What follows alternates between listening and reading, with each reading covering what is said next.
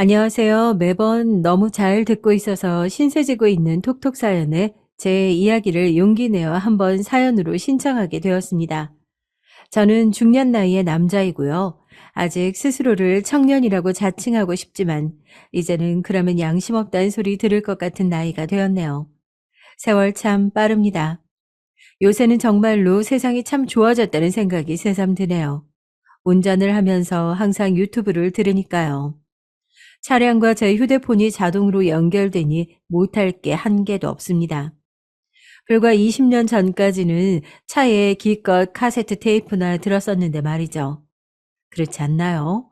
매해 여름마다 해수욕장 계곡 같은 곳들을 놀러 가던 차 안에서는 카세트 테이프에 담긴 흥겨운 댄스 음악들이 흘러나오곤 했었죠. 부모님께서 잘 들으시던 테이프는 여러 가수들의 히트곡들이 한 곳에 담긴 모음집이었습니다. 제가 종종 시내에 놀러 갈 때면 그런 것들을 사오고는 했었는데 유별나게 기억나는 테이프 한 개가 있어요.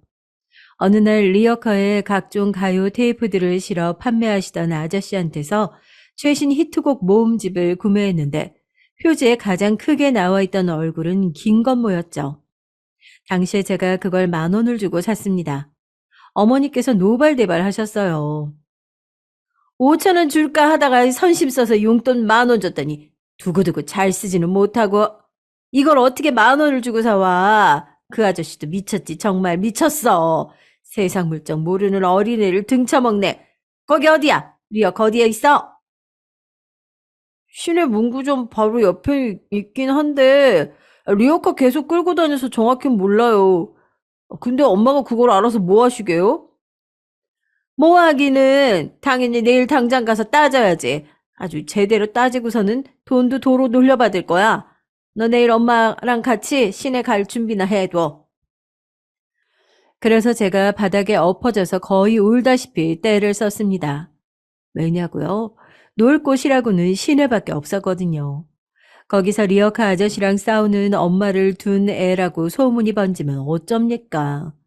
하늘이 무너져 내리는 듯 했어요.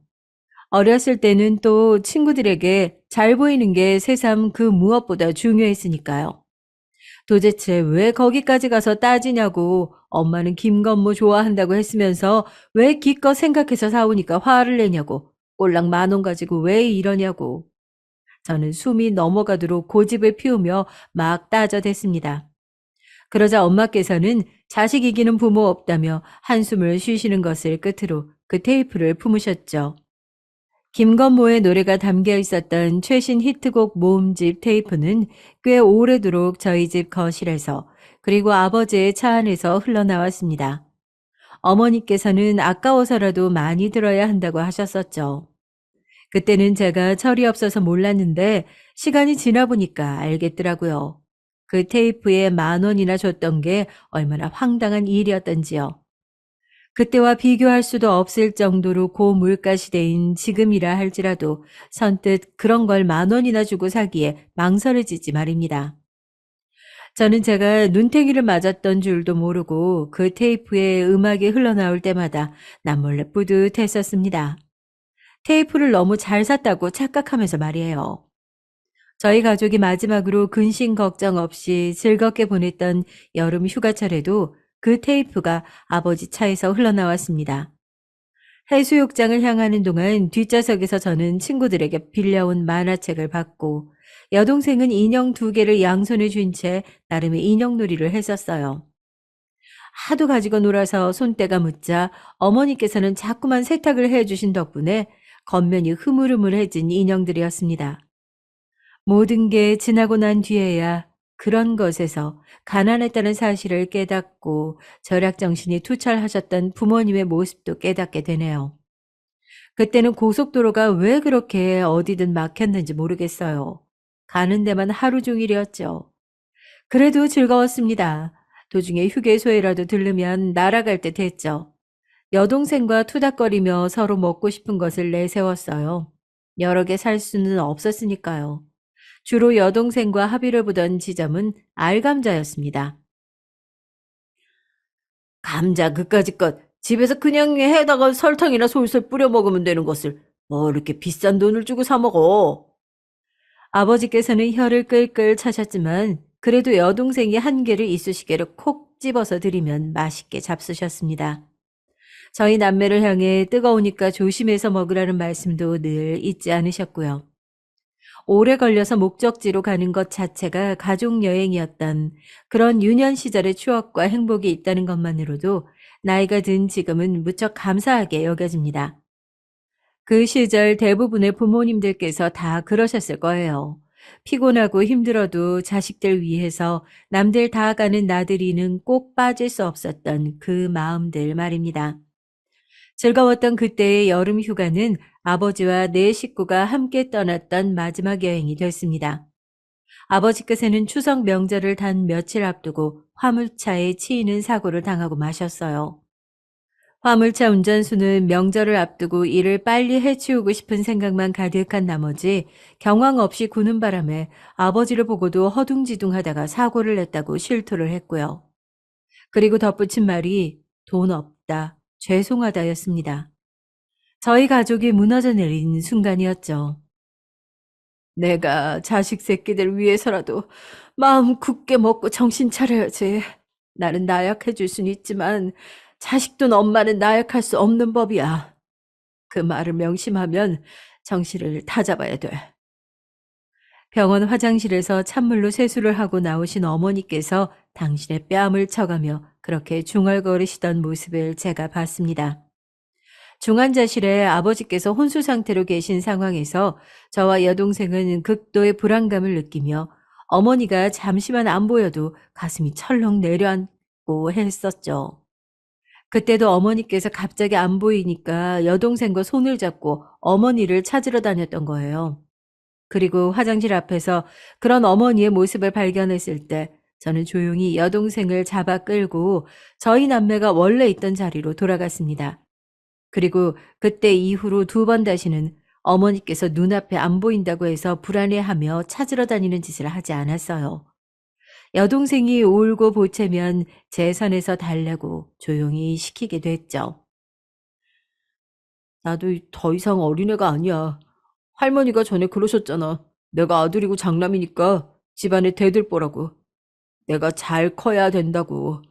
그러니까 부모님께 의젓한 자식이 되자. 내가 약하게 구니까 동생도 나를 따라하는 거잖아. 내가 솔선수범을 보여야 돼. 어머님께서 자신의 뺨을 세게 쳐가며 정신을 다잡으시던 모습은 저에게 충격적이었고 제 사고방식을 완전히 바꾸어 놓았던 겁니다. 아버지께서 제발 무사히 회복하시기를 매일같이 기도했었죠. 여동생이 아버지를 위해 접기 시작한 종이학은 금세 개수를 엄청 늘려가기 시작했습니다. 어디서 자꾸 그렇게 접을 종이가 생기는 건가 싶어지는데 여동생이 했던 말이 자기 학교 친구들이 색종이를 줘서 그걸로 접는 거라고 했었죠. 소원을 담은 종이학이라니 그때가 순수한 낭만이 있었던 시절이었다는 것을 저는 종이학이 상징한다고 생각합니다. 의료진과 대화를 나누는 어머니의 모습을 멀찍이서 몰래 살펴보고는 했었는데 그럴 때마다 어머니의 표정이 좋지 않았어요. 그래서 아버지께서 회복하시는 게 불가능일 거라는 것을 저는 알게 됐었죠. 종이학을 접는 여동생에게 말하지 않았지만요. 시간이 지나며 저는 남몰래 마음의 준비를 하고 있었고 쌓여가는 병원비에 일가 친척들이 모두 갑갑한 가슴을 두드리며 안타까워했습니다. 애석하게도 당시 집집마다 여유가 있지 못했거든요. 저만 남몰래 마음의 준비를 하고 있다고 생각하던 어느 날 의료진이 공식적으로 마음의 준비를 해 놓으시라고 했습니다. 심장이 쿵 떨어졌고 제 옆에서는 여동생이 종이약을 가득 담은 상자를 떨어뜨렸습니다. 저희 남매가 엿듣고 있다는 사실을 어머니께서는 그제야 아시고 깜짝 놀라 뒤를 돌아보셨죠. 왜 따라와서 듣고 있었냐는 책망을 하시지 못했습니다. 여동생이 엉엉 울기 시작했기 때문에 그걸 달래느라 바빠지셨거든요. 저는 아버지와의 이별을 준비하며 그간의 추억을 곱씹었고 동시에 하늘을 원망했습니다.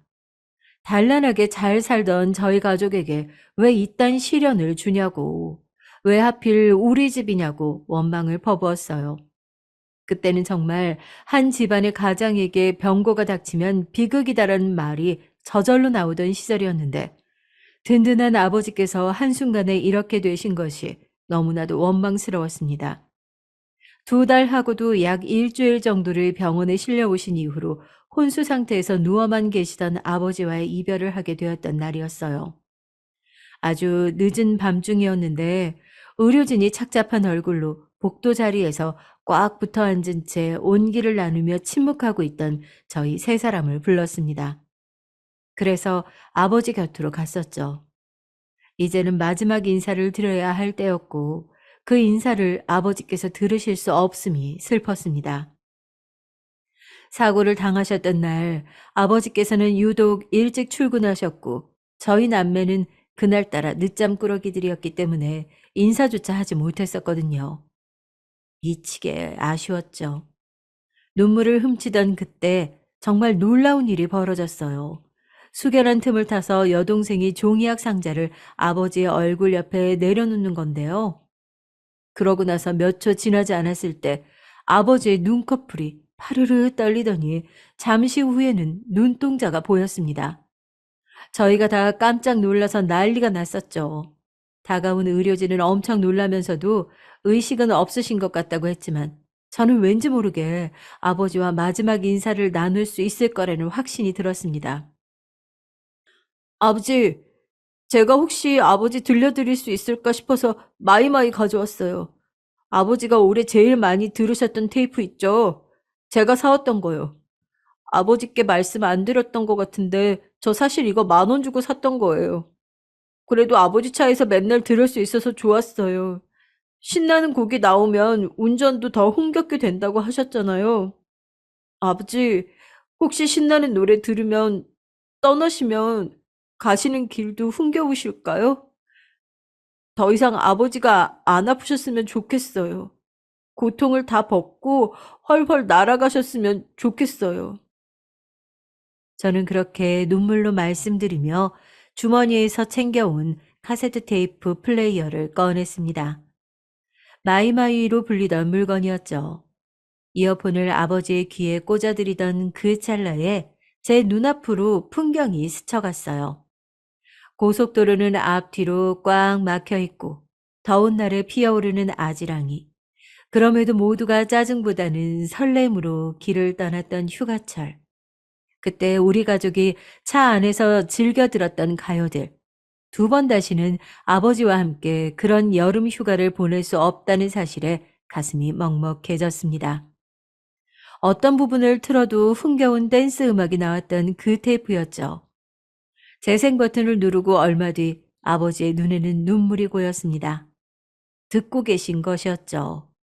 귀에 꽂은 이어폰으로 흘러 넘어오는 댄스 음악이 흥겨우신 아버지께서는 아픔으로 붉고 거무죽죽해진 얼굴 위로 슬쩍 미소를 지으셨습니다. 그대로 세상을 떠나셨어요. 조용히 미소를 지으신 채 천천히 감으신 게 마지막이었습니다. 청각은 사람이 죽은 마지막 순간까지도 남아있는 기관이라고 하는데 그래서 편하게 웃으며 떠나신 것 같다는 어떤 간호사분의 너그러운 목소리에 그제서야 저희 세 식구는 커다란 울음을 터뜨렸었죠. 모두가 울음바다인 밤이었어요.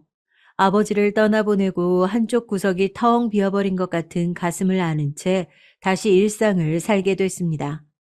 저희 가족의 가장 큰 별이 져버렸는데 세상이 놀라울 정도로 평온하고 아무렇지도 않게 굴러가고 있다는 게 그때 체감하고서 기분이 얼마나 이상했던지 모릅니다. 제 우주가 무너진다 해도 이 세상의 진짜 우주에는 아무런 타격이 없는 것이더라고요. 세상은 정말 무섭고 차갑구나. 이런 세상을 아버지는 어떻게 살아오셨던 걸까? 친가는 특히나 돈도 없는데. 그런 환경에서 잘 이겨내고 결혼하시고 나랑 동생 낳으시고 비록 작지만 안락한 보금자리도 마련하시고 아버지는 대단한 분이었어. 내가 아버지처럼 해낼 수 있을까? 더욱 의연해져야겠다 생각했어요. 저는 아직 어린 학생이었지만 본능적으로 제가 이 다음에 커서 든든한 가장 역할을 해야 한다는 마음을 먹고 있었습니다. 철없이 굴던 모습은 모두 저버린 채 앞만 보고 나아가기로 결심을 한 뒤 일을 악물었어요. 노는 걸 좋아하는 친구들을 다 정리하고 공부에만 매진했습니다. 여동생은 아버지를 그리워하며 이따금씩 울적해 했지만 어머니께서 씩씩하게 버티고 계셨으므로 그런 어머니의 모습을 보며 힘을 얻는 것 같았어요. 자식 새끼들이 있는 한 나는 슈퍼우먼이야. 내가 못 해낼 게 세상에 있을까 봐? 두고 보라지. 전보다 더 열심히 보란 듯이 잘 살아줄 테니까. 어머니께서는 친구분과 통화하시며 그런 말씀을 하셨어요. 저는 그 소리를 듣고 마음이 든든했었죠. 쉬는 날 없이 어머니께서는 일을 하셨던 걸로 기억합니다. 남의 장사를 도와주셨고 공장 일을 병행하셨죠. 꼭 그렇게 고생하며 일을 하셔야 하냐고 제가 언젠가 여쭈어 본 적이 있는데 그때 어머니께서는 고개를 가로저으시며 하루 24시간 1년 365일도 부족하다고 하셨어요. 돈 벌 생각을 하면 자는 시간도 아깝게 느껴진다고 하셨죠. 그러면서 제가 대학을 잘 가는 것이 가장 큰 보람이니까 저보고 열심히 하라고 하셨습니다. 그 앞에서 결의가 솟지 않을 만큼 제가 불효자식인 건 아니어서요. 그 후로 더 코피를 쏟으며 죽어라 공부를 했죠. 이른 아침에 등교해서 자정 가까운 늦은 밤중에 귀가를 하였지만 입시 생활하는 동안 저는 집에서 잠만 딱 자고 거의 안 붙어 있었던 셈인데요. 주말에는 학원과 독서실을 다녔던 시기, 어느 날 제가 문제집을 챙겨서 나가려는데 어머니와 여동생이 옥신각신하는 소리를 언뜻 들었습니다. 제발 그 종이약들을 상자 좀 이제 갖다 치워. 왜 자꾸 갖다 버리라고 하는데요? 내 거야. 내가 알아서 할 거야. 그러니까 상관하지 마요. 그게 집에 아직도 있다는 생각만 해도 아주 기분이 우중충해지니까 그렇지. 사람 기분 잡치게 하지 말고 좋은 말로 할 때 버려. 돌아가신 아버지 위한 종이약인데 추억이 깃든 건데 어떻게 갖다 버리란 말을 그렇게 하세요? 감정도 없으신가 봐. 의외의 내용이 들려와서 당황스러웠지만 나가야 하는 게 급했기에 우선 걸음을 서둘렀었죠. 학원에서도 독서실에서도 어머니의 낯선 그 목소리가 자꾸 귓가를 울려댔습니다. 그러실 분이 아닌데 이상하다 싶었죠. 여동생과 감정적으로 언쟁을 하시다 보니 우연히 그런 모습을 보이셨던 거라고 저는 대수롭지 않게 결론을 내렸었습니다. 그리고 이틀 정도 지났을 때였죠. 여느 때보다 늦은 밤에 집으로 돌아왔는데 여동생이 슬쩍 다가오더니 저한테 종이약 상자를 내미는 거예요. 나는 학교에 이걸 따로 둘 곳이 없어. 오빠 이번에 독서실 길게 끊었잖아. 혹시 거기에다가 둘 공간이 없을까? 이걸 왜? 그냥 집에 두지 않고서. 안 돼. 자꾸만 엄마가 이거 갖다 버리라고 하신단 말이야.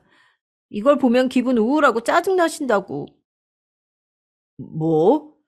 이건 아버지를 추억할 수 있는 건데 어머니가 홧김에 그러시는 게 아니라 진심으로 그러시는 거라고? 너무 의외다. 어머니가 왜 그러시지? 이상하다. 그러실 분이 아닌데. 음, 오빠는 정말 몰랐구나? 엄마 그렇게 되신 지 꽤 됐는데. 다만 종이학까지 내다 버리라고 오만 짜증을 다 내실 줄은 나도 몰랐지. 갈수록 신경질이 느시는 것 같아. 일이 너무 피곤하셔서 그런가 봐. 여동생의 말을 듣고 속으로 많이 놀랐지만 공부가 급선무인 때였기에 일단은 생각을 떨쳐버렸죠. 제가 너무 민감하게 반응하면 여동생도 생각만 많아질 것 같았고요. 애써 태어난 척을 했네요. 종이학 상자는 제가 잘 쓰지 않는 책가방 안에 넣어서 감쪽같이 감춰두는 것으로 했습니다. 하지만 마음 한구석에 자라난 불안의 싹을 완전히 지우기란 어려웠고 저는 종종 어머니께 괜찮은지 여쭈기도 했습니다. 어머니, 요새 괜찮으신 거 맞죠? 많이 피곤해 보이시는 것 같아서 걱정이에요. 아유, 우리 아들이 어느새 이렇게 든든하게 다 커서 그런 소리도 할 줄 알아? 그럼, 나 괜찮아. 어머니께서는 발랄하게 대답하셨어요. 주된 가사가 난 괜찮아, 난 쓰러지지 않아인 가수 진주의 노래를 자주 흥얼거리셨고요. 유쾌하신 모습에 다행이라고 생각했습니다. 그런데 어느 날 제가 또 그저 상투적으로 괜찮으신 거 맞죠? 이렇게 여쭌 적이 있었어요. 지나가는 말이나 다름 없었습니다. 그런데 어머니께서 손에 쥐고 계시던 볼펜을 바닥에 팍 던지시면서 소리를 지르는 거예요. 괜찮은데? 나 괜찮다니까. 너는 대체 나한테 괜찮다는 얘기를 몇 번을 물어대는 거야? 왜? 대체 왜 그러니? 어? 내가 안 괜찮다는 소리가 듣고 싶어서 그래? 아, 아니에요. 절대 그런 거 아니었어요. 죄송해요. 저는 몇 번이고 거듭 죄송하다는 사과를 드려야 했었죠. 어머니께서는 분이 안 풀리시는지 한참을 씩씩거리셨고 심지어는 욕도 중얼거리셨습니다. 쌍욕이라니 처음 들어보는 어머니의 모습에 제가 무척 놀랐어요. 다음날 어머니께서 겸연쩍은 얼굴로 저에게 어제 일은 미안하다고 하셨어요. 내가 예민하게 굴었어. 우리 아들 공부해야 되는데 내가 방해됐네. 미안하다. 아니에요. 미안해하지 마세요. 제가 너무 별 생각 없이 굴었던 게 잘못이죠. 상황은 마무리됐지만 이상하게 저는 어머니에 대한 걱정이 더욱 피어오르기 시작했습니다. 수능을 앞둔 때였기 때문에 공부에만 애써 집중하고자 했었죠. 수능을 사흘 앞두고 여동생이 저에게 줄 간식들을 예쁜 상자로 직접 꾸며서 만들어준다고 했는데 그 소리 듣고 제가 그냥 됐다고 했습니다. 무엇보다 소중한 종이학 상자, 그걸 제가 가지고 있으니 그걸로 힘 얻겠다고 했네요. 그랬더니 여동생이 눈물을 훔쳤어요. 네가 어머니 때문에 걱정이 많이 하고 그간 마음 많이 쓴 거 내가 다 알아. 나 수능 잘 보고 올게. 너는 앞으로 이 오빠만 믿어. 호언장담을 날렸던 저는 다행히 수능을 실수 없이 잘 봤습니다. 정말 날아갈 듯이 기뻤어요. 행복한 연말에 새 식구와 함께 영화관 나들이나 갈까 싶었죠. 가족 영화가 개봉을 하길래 그걸 보자고 말씀을 드렸더니 어머니께서는 눈살을 찌푸리셨습니다. 가족애를 강조한 영화 포스터부터 마음에 안 든다고 하셨어요. 아유, 나 이런 거 딱질세. 보기 싫다. 그러실 분이 아니었는데 너무 충격이었지만 이제는 변한 어머니의 모습을 받아들여야 할 때가 된 것 같기도 했습니다. 저는 목표로 했던 대학에 최종 합격을 했어요. 아버지 살아 계셨을 때부터 제가 나중에 그런 대학에 가면 좋겠다고 그때는 장난삼은 허세로 말을 했던 바로 그 대학이었습니다. 합격 통지를 받고 아버지 생각이 더욱 절절하게 나서 잠드신 곳에 찾아가 인사드리고 싶었어요. 여동생 생각도 그랬고요. 그런데 어머니께서는 거절을 하셨습니다. 거절 사유는 다름이 아니라 추워서였습니다. 아버지와 그렇게나 서로 죽고 못 살던 부부이셨는데 어떻게 이렇게 변하실 수가 있는지 속으로 너무 서글펐네요. 어머니께서는 제 등록금이며 학비, 대학 생활비를 다 대줄 수 있어 기쁘다고 그간 개고생한 보람이 있다며 제 대학 입학식이 끝나자마자 오열을 하셨습니다. 바닥에 엎어져서 우시는 바람에 주변에서 다 쳐다봤었죠. 그때 여동생이 저에게 속삭였어요. 근데 엄마 지금까지 몇 번 이러신 적 있었어. 마트에서 여동생과 같이 장을 보시던 중에 우신 적도 있었다고 해요. 어느 노부부께서 둘 다 몸이 편찮으신데 서로 의지해서 걸어가는 뒷모습을 보시고는 바닥에 주저앉아 우셨다고 합니다.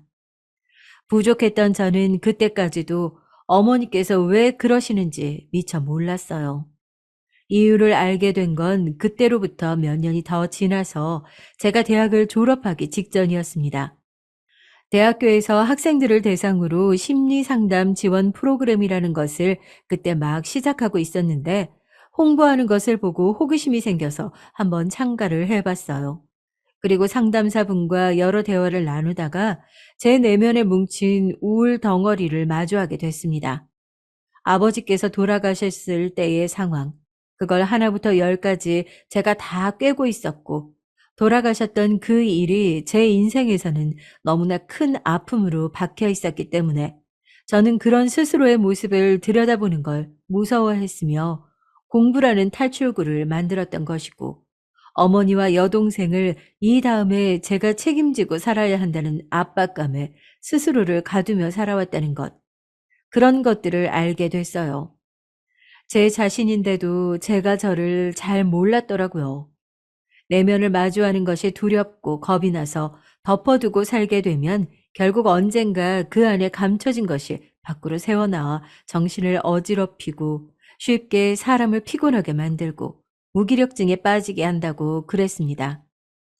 덮는다고 해서 능사가 아니라는 것이었죠. 아버지께서 당하셨던 사고에 대한 원망, 분노, 이런 것들이 생각보다 제 안에서 엄청나게 컸더라고요. 근데 화를 내봤자 아무것도 달라질 게 없을 것 같으니까 속에 꽉 눌러둔 채 그 감정을 외면하고 살았던 거예요. 저는 아무렇지 않은 게 아니었던 진정한 제 자신을 받아들이고 의연하게 앞만 보고 나아가려 하지 말고 때로는 옆도 보고 뒤도 돌아보고 사는 게 낫다는 사실을 깨우쳤습니다. 왠지 마음이 가벼워지더라고요. 그리고 상담을 받으며 저는 자연스레 어머니를 떠올렸습니다.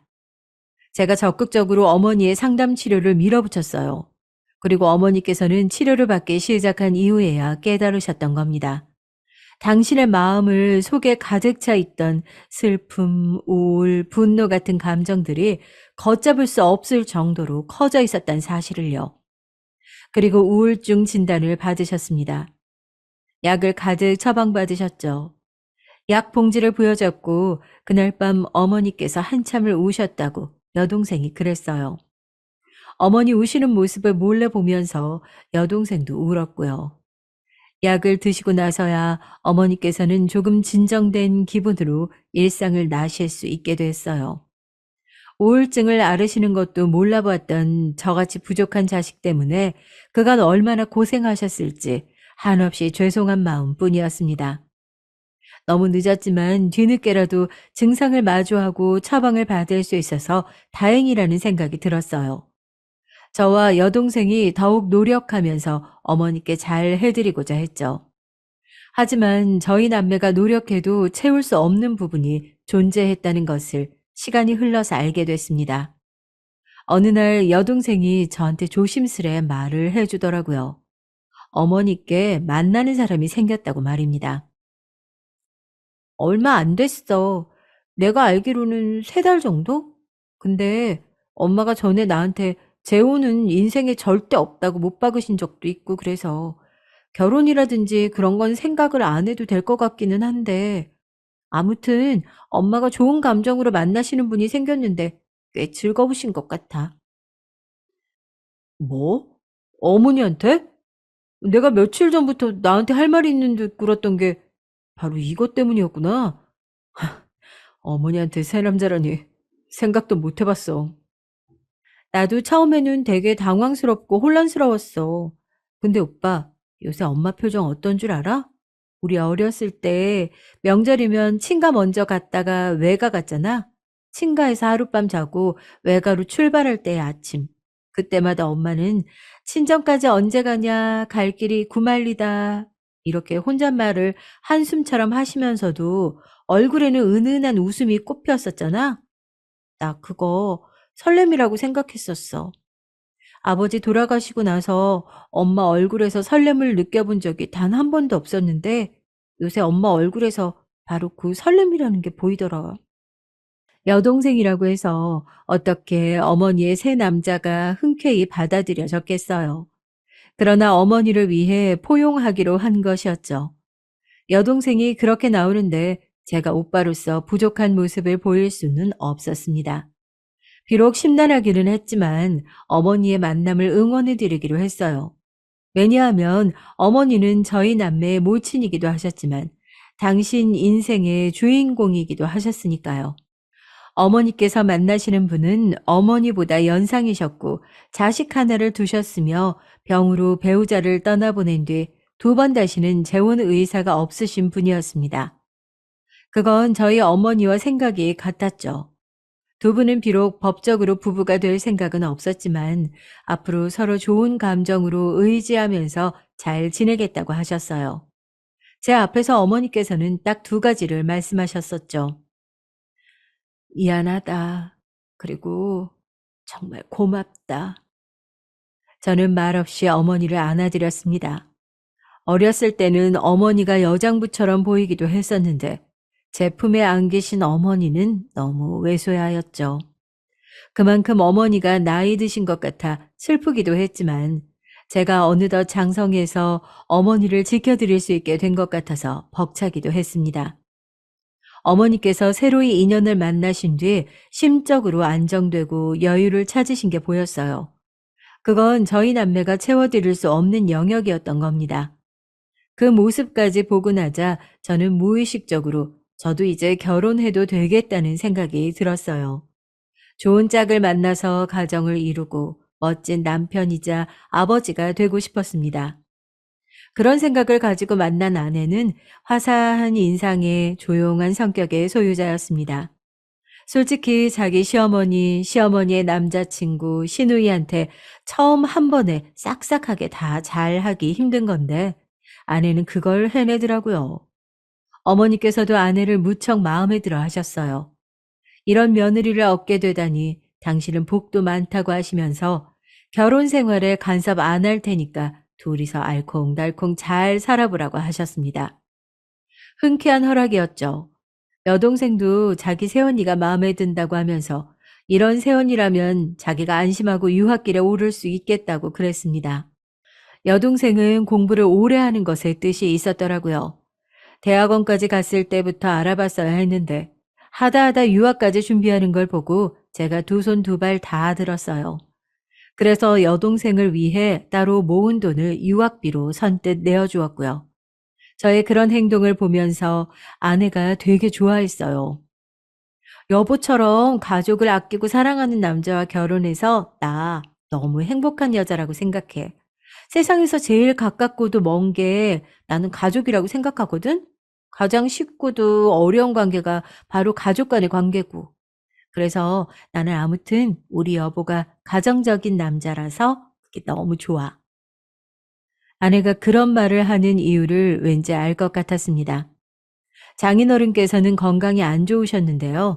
아내가 조심스레 말을 하기로는 장인어른께서 예전에 간 이식 수술을 하신 이후로 그렇게 되신 것 같다고 그랬어요.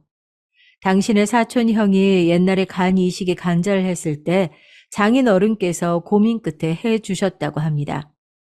그때 아내는 어려서 상황을 잘 몰랐고 장모님께서 반대를 하셨었다고 해요. 그런데 장모님의 반대 의견은 별로 효력이 없었어요. 이건 너무 부끄러운 이야기지만 우리 엄마가 그것보다 더 이전에 계모임을 잘못 드셨다가 돈을 날리셨거든. 그것도 아빠 몰래 우리 집 돈 거기다 넣어두셨다가 그렇게 된 거였어. 개똥 가지고 누가 야반도주를 할 줄 알았다면 엄마도 절대로 안 그러셨을 테지만 아무튼 그것 때문에 온 집안 식구들이 한숨 짓고 난리도 아니었거든. 그런 사고를 쳤던 장본인이 발언권 따위는 없다면서 친가 쪽 어른들께서 우리 엄마를 무시했던 거야. 그래서 아빠는 묘한 압박을 받으시면서 결국 간을 이식해 주셨지. 아내는 그때 자기가 어려서 뭘 잘 몰랐던 탓에 장인어른을 말리지 못했던 것을 두고두고 후회하고 있었습니다. 죄책감마저 느끼고 있는 모양이었어요. 간 이식만 해준다면 하늘의 별이라도 달도 다 따줄 것 같이 굴었다던 장인어른의 사촌 형이라는 그 집안은 3년 후에 캐나다로 이민을 가버렸다고 해요. 장인어른께 10원 한 장도 안 주었다네요. 돈을 주겠다 말로만 계속 그러더니 뒤로는 이민 준비를 했던 겁니다. 심지어는 장인어른께서 간 이식 수술 이후 컨디션 저하로 힘들어하시자 그때부터 사람 마음 불편하게 그런 소리는 왜 하냐며 그 집에서 화를 내기도 했었대요. 아내는 그것을 두고 갯돈 야반도주 사건이나 간 이식받고 이민 가버린 것이나 뭐가 다를까라며 한탄하셨죠. 일이 그렇게 돼버렸으니 필연적으로 친척들 사이의 분위기가 뒤숭숭해졌겠죠. 어쩐지 아내가 결혼식에 올 친척들 많이 없으니까 아담한 예식장이 좋겠다고 했었는데 그런 이유였던 겁니다. 장인어른 간 이식 때문에 아내는 자기가 친가와 그 이후로 교류를 거의 끊고 살았다고. 그렇다면 아내의 외가가 남아있지 않냐고요? 이쪽도 약간 문제가 있었긴 합니다. 다름 아닌 장모님 때문이었죠. 계모임 사기를 당해서 돈을 날리셨던 이후 당연히 장모님께서는 당신의 친정 식구들에게 가장 먼저 손을 벌리셨던 거예요. 나중에 다 갚겠다는 호언장담으로 친정 식구들에게 돈을 십시일반 거두어 내신 장모님께서는 그걸로 날아간 생활비를 채우지 않으시고 도박을 하셨답니다. 돈을 한 번에 잃었으니까 얻는 것도 한 번에 얻으면 될 거라고. 우리 엄마가 그때는 생각이 그렇게밖에 안 드셨대. 뭐에 홀리셨던 거지. 하지만 도박이 괜히 사회악으로 불리겠나요? 장모님께서는 단 이틀 만에 그 돈을 다 날리셨고 전말을 알게 된 장모님의 친정 식구들이 난리가 났었다고 합니다. 그런데 얼마 뒤에 장인어른 간 이식 수술이 있었던 거예요. 그런 분위기 속에서 어떻게 장모님께 돈 내놓으라는 그분들이 계속 난리를 치실 수 있었겠나요? 그래서 다들 그냥 입을 다물게 되셨다고 합니다. 하지만 간 이식 수술 이후 장인어른께서는 시간이 지날수록 일상생활을 어려워하게 되셨고 장모님께서는 연이어 안 좋은 일이 벌어진다며 참담해하셨고 그 사이에서 아내는 눈물밥을 먹으며 학교 생활 중이었고 이런 우중충한 집과 엮이면 계속 손해만 보고 살 게 뻔하다고 판단이 들었던 거겠죠. 그분들이 다 그렇게 생각을 하시는 바람에 장모님께서는 당신의 친정 식구들이 펼치는 외면 공작을 받고 사셔야 했습니다. 그럼에도 장인 어른께서 이 악물고 어떻게든 살아보려고 열심히 해보려고 노력을 하셨던 덕택에 집안이 굴러갔다고 해요. 그런 게 바로 가장의 무게겠죠. 억지로 버티면서 일을 다니셨고 장모님께서는 그런 장인어른의 건강을 위해 식단 공부를 해가며 내조를 하셨고 꾸준히 아르바이트를 하시면서 그렇게 사셨습니다. 그렇게 어영부영 세월이 흘렀던 거예요. 부모의 멈추지 않는 노력 덕분에 자식은 잘 자라서 대학을 나와 사회인이 되었습니다. 그런 아내를 제가 만나 결혼까지 했던 거예요. 장인어른께서 오래오래 더 사셔서 저희 부부 행복하게 사는 것도 더 보시고 이왕이면 손주도 만나보시기를 바랐지만 딸 결혼시켜서 사위 보는 것까지가 한계였다고 말씀을 하시는 것처럼 너무나도 갑작스럽게 세상을 뜨셨습니다. 병원에 가시던 날 가볍게 운동도 겸하겠다고 하시면서 일부러 걸어서 병원까지 가시던 길에 심근경색으로 쓰러지셨어요. 그리고 병원으로 이송되신 지 얼마 안 돼서 숨을 거두셨죠. 저도 너무 허무해서 미칠 것 같았는데 아내와 장모님 심정은 어떠했을까요? 감히 가늠조차 되지 않았습니다. 장인어른께서 일평생 고생만 하시다가 떠나셨다는데 이렇게 가시도록 만든 자기가 불효자식이라며 아내는 크게 자책했어요. 위로 하나조차 섣불리 하기 어려웠습니다. 그래도 하나 다행이라면 다행이었던 게 제가 아버지를 잃어본 사람이었다는 걸 아내가 잘 알았기 때문입니다. 같은 마음을 겪어봤기에 진실된 위로를 저는 아내에게 건넬 수 있었어요. 장인어른이 떠나신 이후 아내는 생각보다 너무 힘들어했는데 그나마 제가 곁에 있었기에 망정이었습니다. 장모님께서도 저에게 아내를 단단히 부탁하셨죠. 장서방, 내가 자네만 믿네. 자네가 있어서 얼마나 다행이고 든든한지 몰라. 우리 딸 마음 좀 잘 어루만져 줘. 저렇게 힘들어할 줄이야. 에, 제가 더 노력하겠습니다. 그런데 장모님께서는 괜찮으신 건가요? 저 장모님도 걱정이 돼요. 나는 멀쩡해. 나는 괜찮으니까 걱정하지 말고. 우리 딸이나 잘 챙겨주면 돼. 장모님께서는 의연하셨습니다. 그래서 아내에게 집중할 수 있었네요. 당시 하필이면 아내가 도저히 직장을 쉴 수 없던 상태였거든요. 그때 아내가 다니던 직장에서 큰 건수가 돌아가고 있었기 때문입니다. 일을 그만두기는 아까워서 도저히 그럴 수 없다는 아내를 저는 가까이서 지켜보며 우울해하고 힘들어하지 않도록 잘 봐주었죠. 제가 휴가를 몰아서 써가면서 집안일을 도맡아 했고, 아내의 퇴근에 맞춰서 데리러 나간 뒤 맛있는 식당에서 저녁 외식을 하고는 했습니다. 열심히 노력했더니 그나마 3달 정도가 지나니까 아내가 다시 화사한 미소를 입가에 걸기 시작하더군요. 언제까지고 장인어른의 부재를 슬퍼할 수만은 없는 거라고 하면서 자기도 용기를 내어 서서히 장인어른의 부재와 마주하겠다고 그랬습니다. 제가 과거에 제 내면의 아픔을 발견하고 마주 보았던 때가 생각났죠. 그래서 아내에게 돌아가신 제 아버지 얘기도 그때 많이 들려주었어요. 아버지께서 떠나실 때 음악을 들으며 미소를 지으셨다는 대목은 아내는 가장 좋아했죠. 그리고 어머니께서 오래 우울증을 앓다가 끝내는 이겨내시고 잘 지내고 계신다는 사실도 좋아했습니다. 자기도 그렇게 씩씩하게 잘 이겨내고 살아볼 거라고 저에게 다짐을 하더군요. 저희 부부가 서로에게 긍정적인 기운을 불어넣으며 손을 맞잡고 있던 그때 제 머릿속에서는 장모님이 불현듯 떠올랐습니다. 괜찮다고 말씀을 매번 하셨지만 사실은 진짜로 괜찮으셨던 적은 없었던 어머니의 옛 모습이 떠오른 겁니다.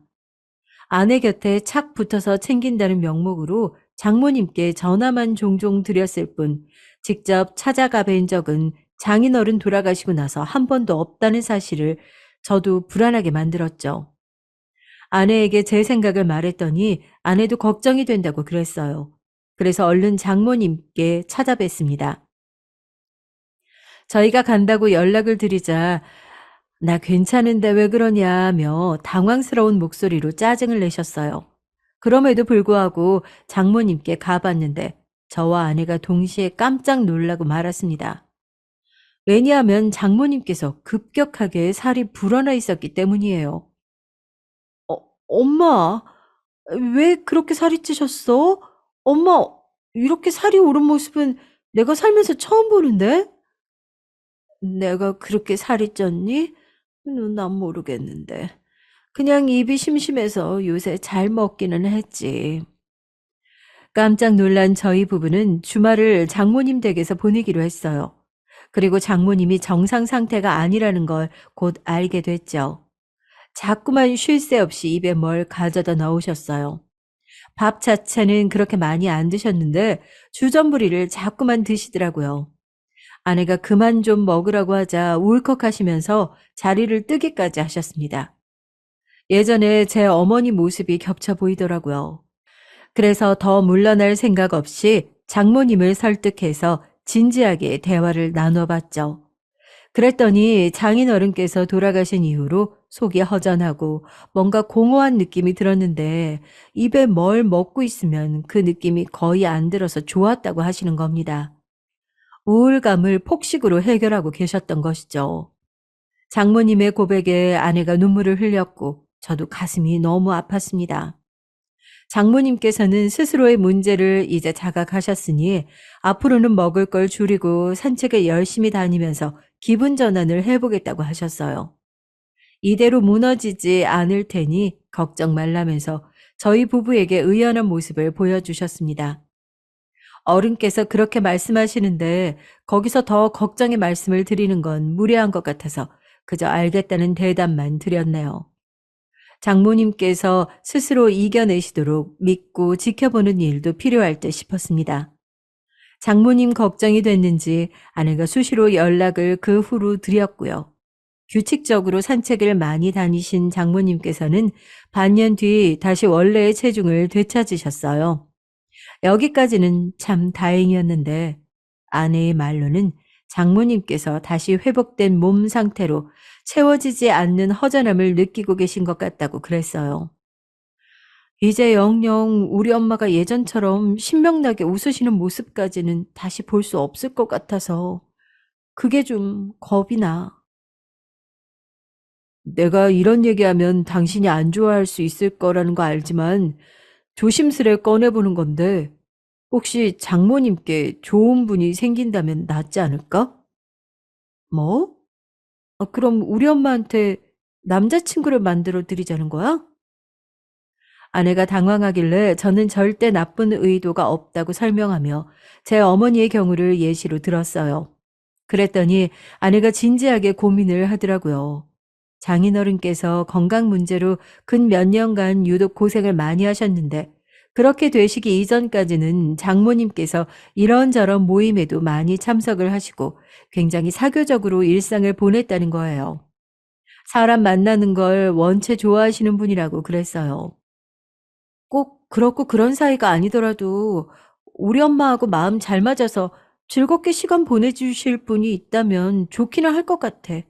우리 엄마 성격상 분명히 도움 될 거야. 장모님께 넌지시 이 문제에 대해서 운을 띄어봤더니 좋다 싫다도 안 하시고 그저 시큰둥해 하셨습니다. 그 모습에 일상에서 아무런 자극을 못 느끼고 살고 계시는 중이라는 걸 짐작할 수 있었죠. 이제 산책도 덜 나가고 계시는 것 같아서 저랑 아내가 장모님 댁에 갔을 때 일부러 함께 운동 나가자고 권유도 드리고 그랬습니다. 그러다가 어느 날 장모님 댁에서 멀지 않은 산책 코스에서 어떤 남자분을 마주쳤는데요. 장모님 연배로 보였어요. 저희 부부가 한 바퀴 달리기를 하는 사이에 장모님께서는 천천히 걷기 운동을 하셨는데 그러는 동안에 그 남자분과 따로 대화를 나누시더라고요. 그걸 목격했죠. 그러더니 장모님 운동화 끈이 풀렸는지 그분이 몸을 숙여서 그걸 묶어주시기도 했답니다. 짧은 만남이었지만 장모님의 얼굴에는 약간의 웃음이 걸려 있었어요. 저는 옳거니 싶었습니다. 그래서 일부러 다음에 그 동네로 다시 갔을 때 그 남자분을 찾아봤어요. 운 좋게 뵙게 돼서 대화를 나누었는데 일에 빠져 사시느라 이날 이때껏 결혼도 안 하시고 혼자 사시는 중이라고 하셨어요. 그리고 마주쳤던 장모님을 기억하고 계셨고요. 두 분이 운동을 같이 다니는 친구 하시면 좋겠다고 조심스럽게 여쭈어봤더니 그분이 흔쾌히 좋다고 하셨습니다. 그래서 장모님께 이 사실을 알려드렸어요. 뭐? 장서방, 왜 그런 일을 멋대로 꾸며? 진짜 못 살겠네, 그냥. 아유, 그래서 내가 그 사람하고 언제, 어디서 어떻게 만나면 되는데? 싫다고 하시면서 표정은 밝아져 계셨죠. 두 분이 서로 연락처를 주고받게끔 제가 해드렸어요. 장모님께서는 즐거워하시는 눈치였습니다. 아내에게도 상황 보고를 한 뒤 칭찬을 들었고요. 장모님께서 우울해하며 지내시지 않고 새로 친구를 사귀어서 재밌게 일상을 보내시기를 저희 부부는 진심으로 바랐습니다. 저희도 각자 일이 너무 바빠져서 부모님을 못 찾아뵙고 있다가 2달 정도가 지나서 가보았어요. 전화를 드렸는데 안 받으시길래 걱정돼서 저녁 시간이었지만 얼른 장모님 댁으로 향했던 겁니다. 그리고 저는 장모님 댁 집안에서 펼쳐진 풍경에 놀라고 말았어요. 옆에서 아내는 작게 비명까지 질렀습니다. 왜냐하면 저희 눈앞에 펼쳐진 건 도박판이었으니까요. 아주 본격적으로 여럿이 모여서 판을 벌인 상태였습니다. 뭐야? 갑자기 연락도 없이, 둘이 왜 들이닥쳐? 장모님께서 기겁을 하셨고, 바로 옆자리에 제가 소개시켜드린 남자분이 계셨어요. 도박판에 낀 사람들은 저희 부부 정체가 생판 남이 아니라 가족이라는 설명을 듣고 나서야 안심된 표정들로 다시 도박을 하기 시작했습니다. 아내가 몸을 떨면서 장모님께 다가가 팔을 잡아 끌고 집 밖으로 나갔어요. 저도 얼른 따라갔고 미친 듯이 추궁해대는 아내의 앞에서 장모님의 하는 수 없이 실토하신 내용을 들을 수 있었습니다. 충격적인 반전이 들어있었어요. 그 남자분 원래 장모님과 구면이었던 겁니다. 산책 코스에서 마주쳤을 때 서로를 보고 어디서 보셨더라 라고 했다네요. 여기서 어디라는 것은 도박판을 말하는 것이었습니다. 도박하다가 잠깐 본 적이 있는 얼굴임은 분명했는데 기억이 가물가물했다는 것이죠. 그런데 그걸 알 리가 없는 제가 두 분을 연결시켜 드리겠다고 하자 두 분 다 잘 됐다, 인연인가 보다라며 좋아하셨던 겁니다. 두 분은 작당을 해서 흥겹게 도박을 다니셨고요. 하다 하다 이제는 장모님 댁에서 아예 사람을 불러서 도박판을 까신 참이었어요. 엄마, 인생에서 다시 도박은 없을 거라고 나한테 예전에 분명히 그러셨으면서. 아내가 절규했습니다. 저는 저 때문에 상황이 이렇게 된 것 같아서 너무 죄스러웠어요. 우는 아내 옆에서 장모님께서는 미안하다고 고개를 숙이셨고 오늘 이후로 다시는 도박을 하지 않겠다고 하셨습니다. 아내가 현기증을 일으키길래 저는 더 거기 있을 수가 없어서 얼른 아내를 챙겨 차에 올라탈 수밖에 없었죠. 이게 대체 뭔 일인가 싶었네요. 장모님께서는 다음날 저희 부부에게 연락을 주시며 도박 안 할 거다라고 재차 못 박으셨지만 아내는 의심의 눈초리를 했습니다.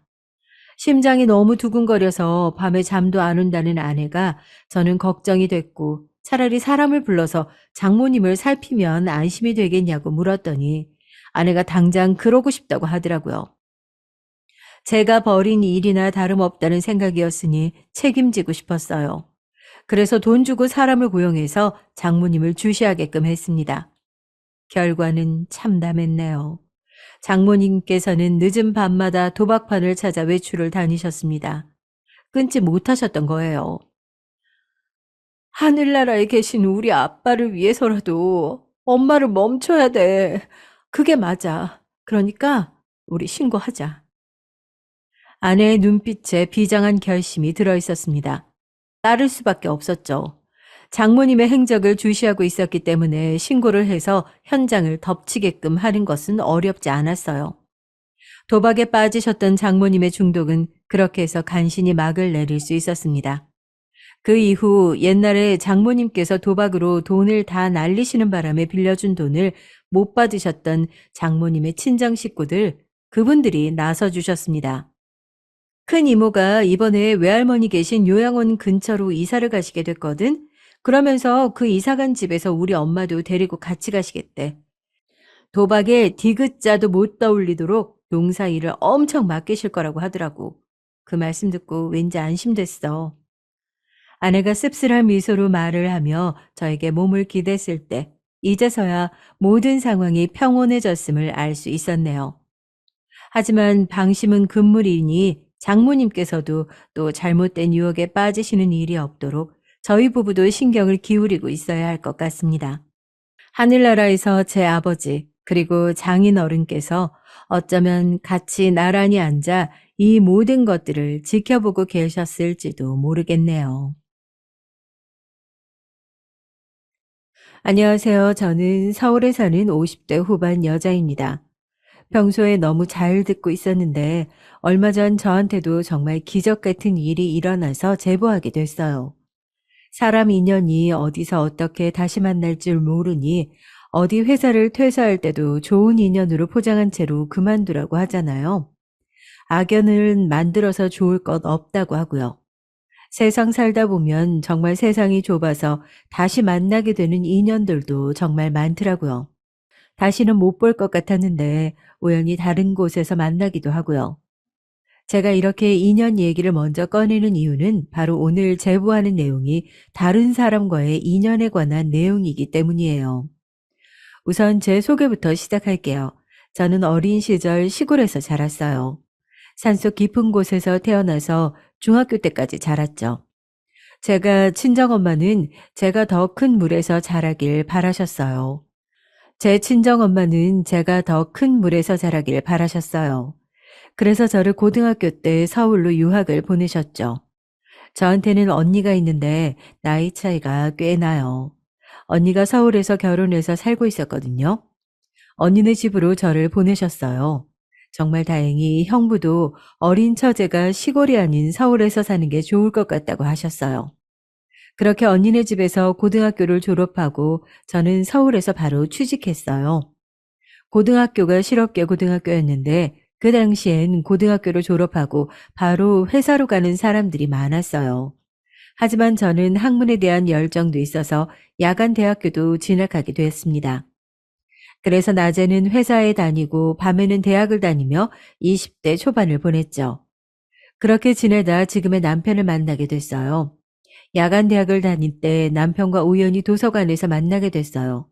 알고 보니 남편은 의과대학을 다니던 아주 똑똑한 사람이었죠. 남편은 제가 낮에는 직장을 다니고 밤에는 학교 다니던 모습이 열정적이라 좋았다고 해요. 저희는 둘이 그렇게 연애를 했는데 도중에 아기가 생겼어요. 아기가 생겼으나 저는 절대 지우기 싫었죠. 남편도 나았으면 좋겠다고 했어요. 어쩔 수 없이 그냥 그렇게 바로 결혼하게 됐습니다. 결혼하며 알게 된 사실은 남편은 형제가 아주 많았어요. 6남매 중에 네 번째인 남편은 형제 중에 유난히 똑똑했다고 해요. 집에서도 기대가 아주 많았지만 그 시절엔 다 그랬듯이 다들 없이 자랐어요. 그래서 결혼할 때도 지원을 많이 받지는 못했죠. 그리고 남편의 고향은 부산이었어요. 저도 친정은 시골에 있고 서울에는 연고라곤 언니 한 명뿐이었는데 언니도 심지어 형부와 조카들과 대전으로 내려갔어요. 형부 직장이 대전으로 이전했었거든요. 둘이서 서울에서 아무것도 없이 신혼생활을 시작하려는데 정말 막막하더라고요. 왜냐하면 그 당시엔 남편은 대학생이었잖아요. 서로 집에서는 지원을 못 해주는 상황이었고, 그렇게 저희는 겨우 서울에 있는 어느 주택의 새방에서 신혼생활을 시작하게 됐습니다. 주인집은 남편이 어느 회사 사장님이라고 하셨어요. 말수가 많이 없으셨지만 많이 따뜻하신 분이셨죠. 저희가 집에 문제가 생기면 언제나 나서서 도와주셨어요. 예를 들어 전기가 나가거나 문이 잘 안 닫히거나 이런 것들을 알아채시고 먼저 손수 고쳐주셨죠. 사모님은 집에 계셨는데 굉장히 친절하셨어요. 정말 따뜻하신 분이셨죠. 저를 새댁이라고 부르셨는데 항상 마주치면 인자하게 웃어주셨어요. 처음엔 저희가 집을 구하러 갔을 때도 둘 다 나이가 어리니까 월세도 깎아주셨죠. 사장님 내외에겐 자식이 있다고 하셨어요. 자식 2명은 다른 지역에서 공부 중이라고 하셨고요. 그래서 얼굴을 잘 볼 수는 없었어요. 그 당시 남편은 대학생이니 학교에 가야 하고 저는 제가 직장을 그만두면 태어날 아이를 키울 수 없으니 정말 울면서 회사 다녔던 기억이 나네요. 그러나 임신한 몸을 이끌고 출근하는 것은 생각보다 더 고역이었습니다. 출근길에 너무 힘들어서 쓰러지기까지 했어요. 남편은 자기가 곧 의사시험이 있으니 조금만 참자며 저를 위로했죠. 하지만 정말 더 다니다간 저도 아기도 어떻게 될 것 같더라고요. 도저히 이건 아닌 것 같았어요. 아기를 위해서도 더 다니는 건 힘들 것 같았죠. 결국 막달에는 회사를 그만두게 됐습니다. 고등학교를 졸업하고 정말 힘들게 들어간 회사여서 나올 때 너무 힘들었어요. 또 회사를 그만두니 정말 남편과 저는 당장 쓸 생활비가 없어지니 많이 힘들었죠. 수입이 제 월급뿐이었는데 셋방 돈을 내고 정말 딱 필요한 돈들을 쓰고 나면 수중에 남는 돈이 없었거든요. 여기서 만약 아기가 태어나면 들 돈도 많을 텐데 걱정이 이만저만이 아니었습니다. 그런 걱정은 남편과 저의 싸움으로도 이어졌어요. 당장 쓸 돈이 없으니까 저도 모르게 날카로워지더라고요. 당연히 적금 들 돈도 없었고요. 남편한테 줄 용돈도 많지 않았어요. 당장 시장에 가서 콩나물 하나를 사는데도 벌벌 떨었으니까요. 교통비를 아끼려고 저는 버스를 타지도 않았는데 남편은 사정 뻔히 알면서 돈을 더 요구하기도 했죠. 남편은 안 그래도 공부하느라 힘든데 자기한테 왜 그러냐고 하고 저는 나는 임신해서 힘들다고 하고 정말 매일 싸웠던 것 같습니다. 물론 남편도 나중에는 미안하다고 공사장 가서 하루씩 일하기도 했죠. 방학 때는 더 일하고 과외도 하고 자기가 할 수 있는 한 돈을 최대한 벌어왔어요. 그래도 그래봤자 그 돈으로 절대 여유 있게 살지 못했죠. 정말 말 그대로 하루 벌어 하루 살게 되었어요. 저희는 그렇게 아끼고 아껴서 그 상태로 아이를 낳게 됐습니다. 제가 출산을 하니 시골에서 친정엄마가 올라오셨는데 제가 새방에서 살았다고 했잖아요. 도저히 산후조리를 할 수가 없었어요. 방 한 칸짜리 집에서는 어른이 3명만 있어도 너무 좁더라고요. 친정엄마가 시골로 내려와서 산후조리만이라도 하고 올라가라고 하셨지만 아이를 데리고 시골에 가는 게 내키지 않더라고요. 아이가 갑자기 아프거나 하면 시골에서는 정말 아무것도 할 수가 없거든요. 시댁에서도 부산에서 올라오셔서 아이를 보고 가셨죠. 시부모님은 저에게 시집살이를 시키거나 막대하진 않으셨어요. 하지만 지원도 넉넉히 해주시는 편은 아니었죠. 언니는 저에게 대전으로 내려와서 산후조리를 하라고 했어요. 하지만 그렇게 되면 남편이 대학에 다닐 수가 없잖아요. 저는 그 당시 남편에게 의지를 많이 하고 있어서 그렇기는 또 쉽지도 않더라고요. 결국 그렇게 남편과 저 둘이서 아기를 봤어요. 산후조리를 할 때 산모가 영양가 있는 음식들을 먹어야 하잖아요. 하지만 당장 수입도 없고 모아놓은 돈도 부족해서 제대로 먹지 못했죠. 아기한테 들어가는 돈도 많았어요. 저는 분유가 그렇게 비싼지 그때 처음 알았거든요. 그렇게 배고픔도 참아가며 아기를 키워야 하나 싶었는데 제가 새방에 살았다고 했잖아요. 세댁 안에 있어요? 주인집 아주머니께서 저를 부르셨어요. 네, 무슨 일이세요? 사실 그 당시에 제가 돈이 없어서 월세를 밀렸었어요. 그 전까지는 그래도 월세는 밀리지 않았는데 아기를 낳고 나니까 순식간에 드는 돈이 많더라고요. 병원비도 나가고 아기한테 나가는 돈도 많아서 어쩔 수 없이 월세를 밀렸죠. 저는 굶어도 차마 아기를 굶길 수가 없으니 사정 설명을 하고 월세를 2달 정도 미루고 있었어요. 주인집 아주머니께서는 괜찮다고 저를 보면 딸 생각이 난다며 흔쾌히 허락해 주셨죠. 정말 지금 생각해도 너무 감사해요. 그런데 저를 먼저 찾아오시다니 설마 돈 때문인가 싶더라고요. 안에 있어요? 아니, 세댁 아기 키우느라 힘들죠? 이거 먹고 힘내라고. 주인집 아주머니는 반찬 몇 개와 과일 바구니를 가져오셨어요. 정말 그걸 보는데 저도 모르게 눈물이 나오더라고요. 제가 아기를 안고 우니까 사모님은 저를 달래주셨어요. 세댁, 월세는 나중에 내도 좋으니까 밥은 먹고 살아요. 분유나 기저귀 부족하면 언제든지 말하고, 알겠지? 원래 세상은 서로 돕고 사는 거야. 진짜 너무 감사해서 계속 감사하다고 말했더니 오히려 사모님께서는 힘들 때일수록 정신 똑바로 차리고 남편하고 열심히 살라고 하셨어요. 사모님이 그렇게 돌아가시고 나서 저는 더 오열하게 됐습니다. 왜냐하면 과일 바구니 안에 돈 봉투가 있었어요. 액수도 정말 많았어요. 봉투 겉에는 이렇게 쓰여 있었습니다.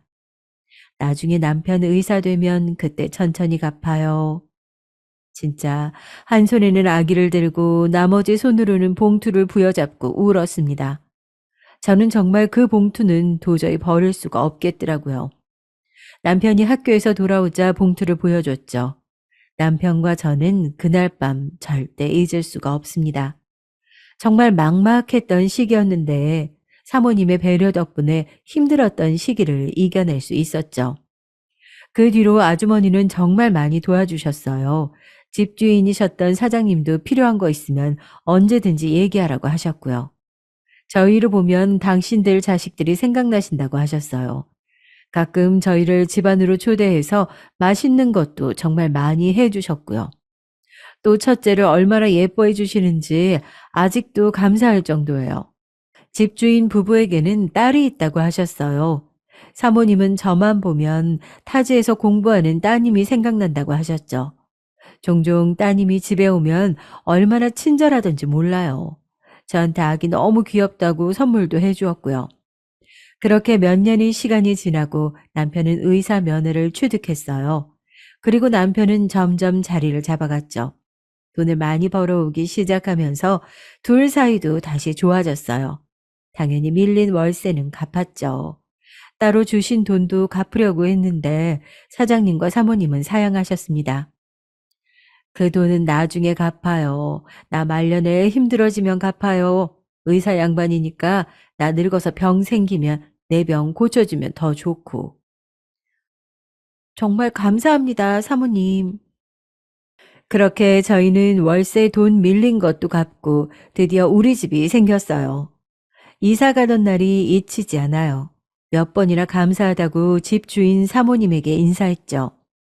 인자하신 사모님은 이제 고생하지 말고 행복하게만 살라고 하셨습니다. 그리고 언제든지 놀러 오라고 하셨죠. 온전한 우리 집이 생겼다는 사실이 얼마나 기뻤는지 몰라요. 첫날 밤에는 너무 설레서 잠도 제대로 못 잤어요.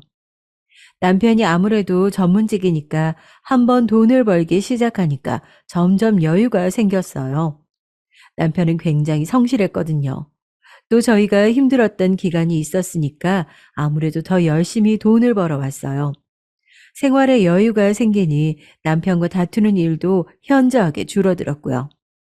아이에게도 더 좋은 것을 입히고 더 좋은 것을 먹일 수 있어서 정말 행복했죠. 예전에는 정말 교통비 하나에도 벌벌 떨었는데 이제는 오히려 집에서 일하시는 분들도 둘 정도였습니다. 그리고 저희에게 또 다른 아기 천사가 찾아왔어요. 첫째는 아들이었는데 둘째는 딸이었죠. 내심 속으로 딸이 생기면 정말 좋겠다고 생각했었는데 너무 기뻤습니다. 그리고 이제 첫째 때랑은 상황이 달라졌잖아요.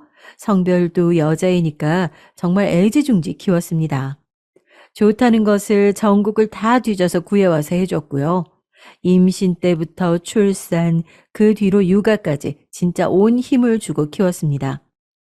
첫째 때는 제가 임신해서도 출근하고 그랬다고 했잖아요. 둘째 때는 상황이 많이 좋아지니까 집에서 온전히 태교에만 집중할 수 있었죠. 아기를 낳고 산후조리도 아주 호화스럽게 잘했어요. 부족함 없이 키우다 보니까 덕분에 딸은 정말 밝고 사랑스럽게 자랐습니다. 애교도 정말 많았고 항상 웃고 다니니까 집안 분위기도 많이 좋아졌죠. 첫째 때와는 상황이 좀 달랐어요. 물론 첫째 아들도 저희가 어려웠을 때는 너무 어릴 때라 기억도 안 난다고 하더라고요. 그럴 수도 있는 게 아들이 기억나기 시작할 때부터는 남편은 의사여서 돈을 많이 벌기 시작했을 때거든요. 그런데 저는 그렇게 남편이 괜찮아질수록 예전 생각이 나더라고요. 남편과 신혼 초에 힘들었을 때 얘기할 때는 그 경험이 마치 전생 같았죠. 둘이 사과를 먹으면서 했던 대화도 있어요. 우리 신혼 때는 사과 한 알도 아까워서 봉지로도 못 샀어. 이제는 사과는 그냥 마음껏 살 수 있지만요.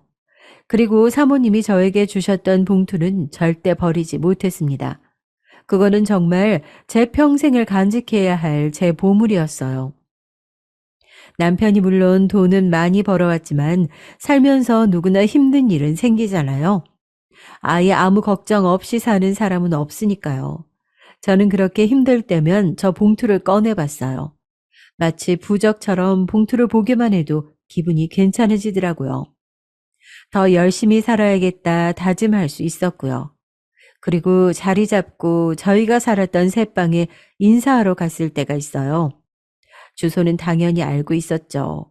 어떻게 잊을 수가 있겠어요. 사장님과 사모님을 볼 생각에 백화점에서 선물을 많이 사서 갔는데 예상과는 다르게 그 집엔 다른 분이 살고 계셨어요. 혹시 예전에 여기 살던 분들은 어디 가셨나요? 글쎄요, 모르겠어요.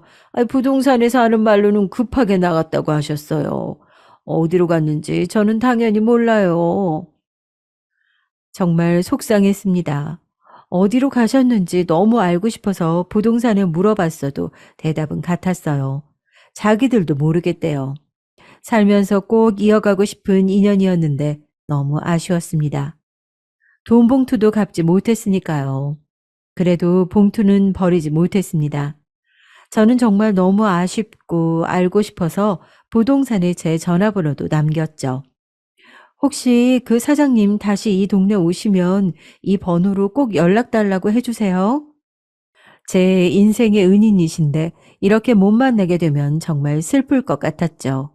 그리고 남편은 시간이 지날수록 벌어오는 돈이 늘어났어요. 확실히 정말 여유가 생기니 싸울 일도 없더라고요. 그렇게 우리 네 명은 정말 행복하게 잘 살았죠.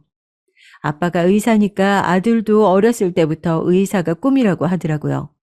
남편은 저한테도 잘했지만 아이들한테도 굉장히 잘했어요. 바쁘게 일하면서도 아이들과 시간을 꼭 냈죠. 아이들 공부도 정말 잘 봐줬어요. 아이들을 데리고 여기저기 많이 다니기도 했고요. 그렇게 자상한 아빠를 보며 평생을 의사가 꿈이라고 말한 아들은 결국 의과대학에 진학하게 됐죠. 의대에 간다며 정말 열심히 공부했는데 아들까지 의과대학에 진학하니 정말 행복했어요.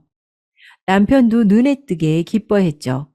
그리고 아들은 정말 의사가 됐습니다. 저는 처음 그 소식을 듣고 세상을 다 가진 것 같았어요. 남편과 아들이 의사라니 정말 너무 행복한 날들이었죠. 그리고 아들은 대학에서 만난 여자와 결혼했어요. 서로 같은 의사니까 공통점이 많아서 말이 잘 통한다고 하더라고요. 저야 뭐 며느리가 정말 마음에 들었죠.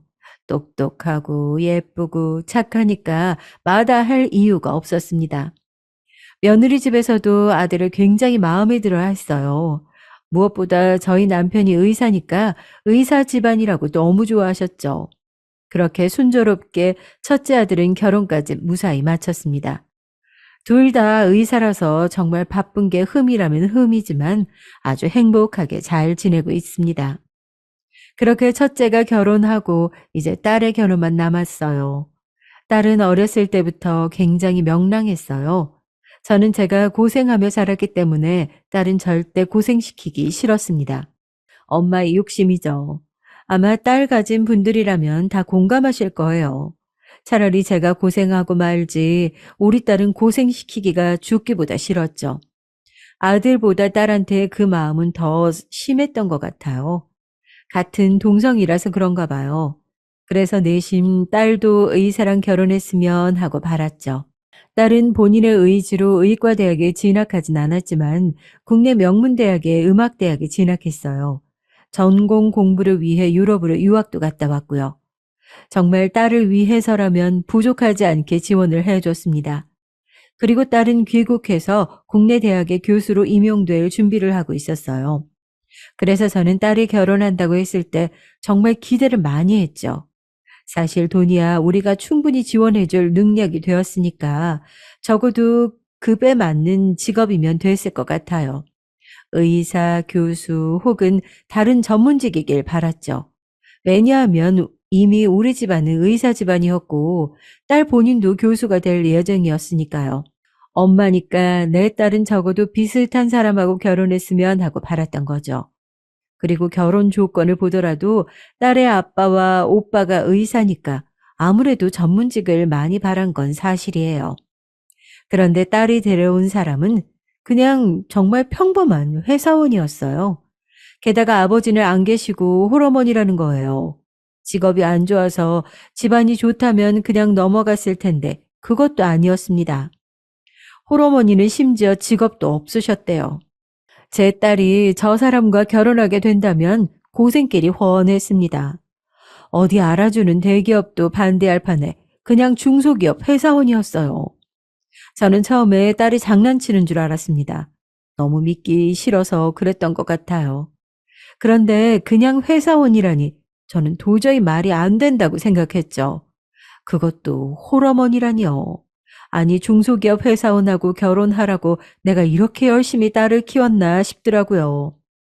물론 회사원 자체를 비하하는 것은 절대 아닙니다. 하다못해 돈이라도 많이 벌었으면 저는 괜찮을 것 같아요. 하지만 딸의 남자친구는 돈을 잘 벌지 못했어요. 정말 탄식이 나오더라고요. 제가 신혼 초에 힘들게 살았으니 딸만큼은 그냥 걱정 없이 자랐으면 좋겠다고 바란 거였어요.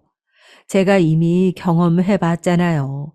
사람이 경제력이 없으면 정말 힘들잖아요.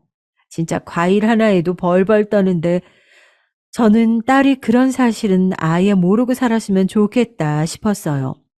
그래서 일부러 더 좋은 것만 먹이면서 좋은 곳에만 데려가며 키웠거든요. 제가 여유가 있어서 그런 것도 물론 있지만 딸 가진 분들은 다 공감하실 거예요. 그런데 생뚱맞게 회사원과 결혼이라뇨. 저는 정말 믿기지 않았어요. 제가 그렇게 힘들게 살았어도 그냥 버틸 수 있었던 것은 남편이 그 당시에 의대생이었기 때문이거든요. 남편은 미래가 보장된 상태였어요. 그러니까 힘들어도 버틴 거였거든요. 그런데 대기업 다니고 중소기업 회사원과 결혼한다니 저는 너무 걱정이 되더라고요. 미래가 보장되지 않잖아요. 물론 보다 못한 제가 딸이 힘들게 살면 당연히 도와줄 예정이었지만 그거와 별개로 믿음직한 사람과 결혼시키고 싶은 건 당연한 부모의 마음이잖아요. 자식이 제대로 된 사람과 결혼해야 좋은 거고 그래서 딸이 인사시킨다고 했을 때 됐다고 네 남자친구 집으로 데려오지 말라고 했어요. 남편도 제 생각과 같았죠. 곱게 키운 딸이 적어도 비슷한 사람과 결혼했으면 하고 바라는 건 부모로서 당연하잖아요. 그리고 정말 저희가 많은 것을 바란 것도 아니라고 생각해요. 본인의 직업이나 부모의 재력이나 그냥 정말 하나라도 보장되어 있으면 저희는 크게 반대하지 않았을 거예요. 저는 딸 남자친구의 직업도 직업이지만 정말 홀어머니라는 점이 너무 마음에 걸렸어요. 왠지 제 딸이 저 집과 결혼하게 된다면 고생이란 고생은 다 하게 될 것 같았거든요. 심지어 아들도 난리가 났어요. 그렇게 결혼할 사람이 없으면 차라리 본인 친구를 소개해 주겠다고 했죠. 자기가 봐도 아닌 건 아니었나 봐요. 딸, 제발 다시 생각해 봐라. 다른 더 좋은 사람이 있을 거야. 아니, 정말 이 집에는 내 편이 아무도 없어. 사람 좋은 게 제일 중요한 거 아니야?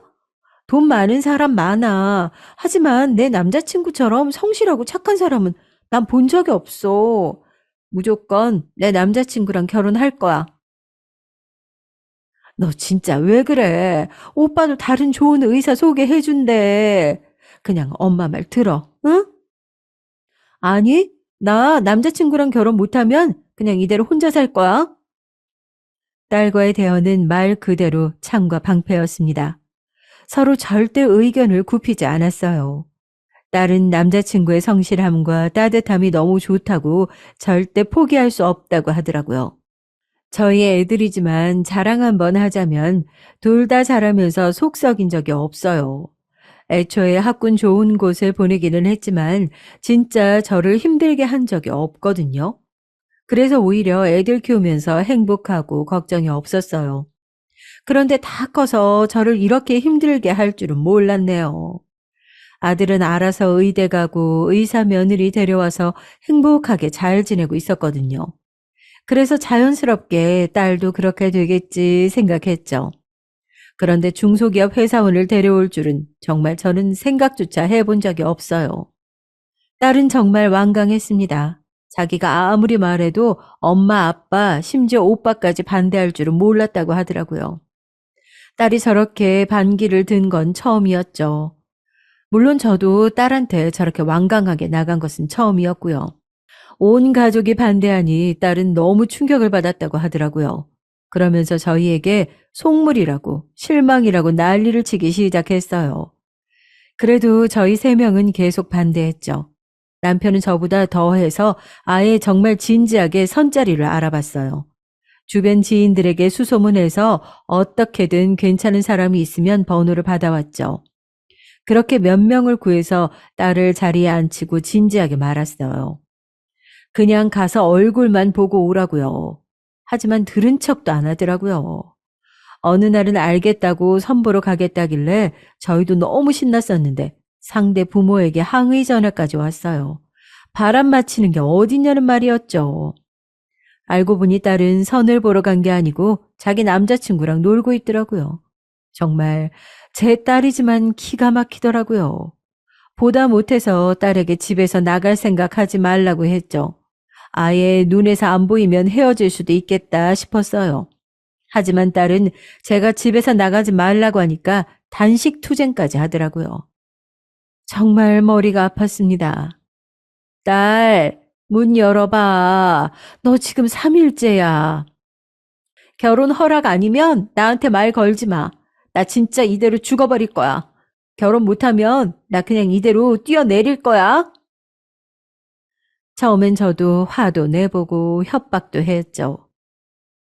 너 이러면 허락할 것 같아? 엄마랑 아빠랑 더 못 봐줘. 그냥 포기해. 그런데 딸은 미동도 없었어요. 그래서 나중엔 회유했죠. 딸, 만약 네가 결혼 안 하면 엄마랑 아빠랑 너 하고 싶은 거 다 해줄게. 진짜 말만 해봐. 내가 원하는 건 지금 남자친구와의 결혼이야. 진짜 창과 방패였죠.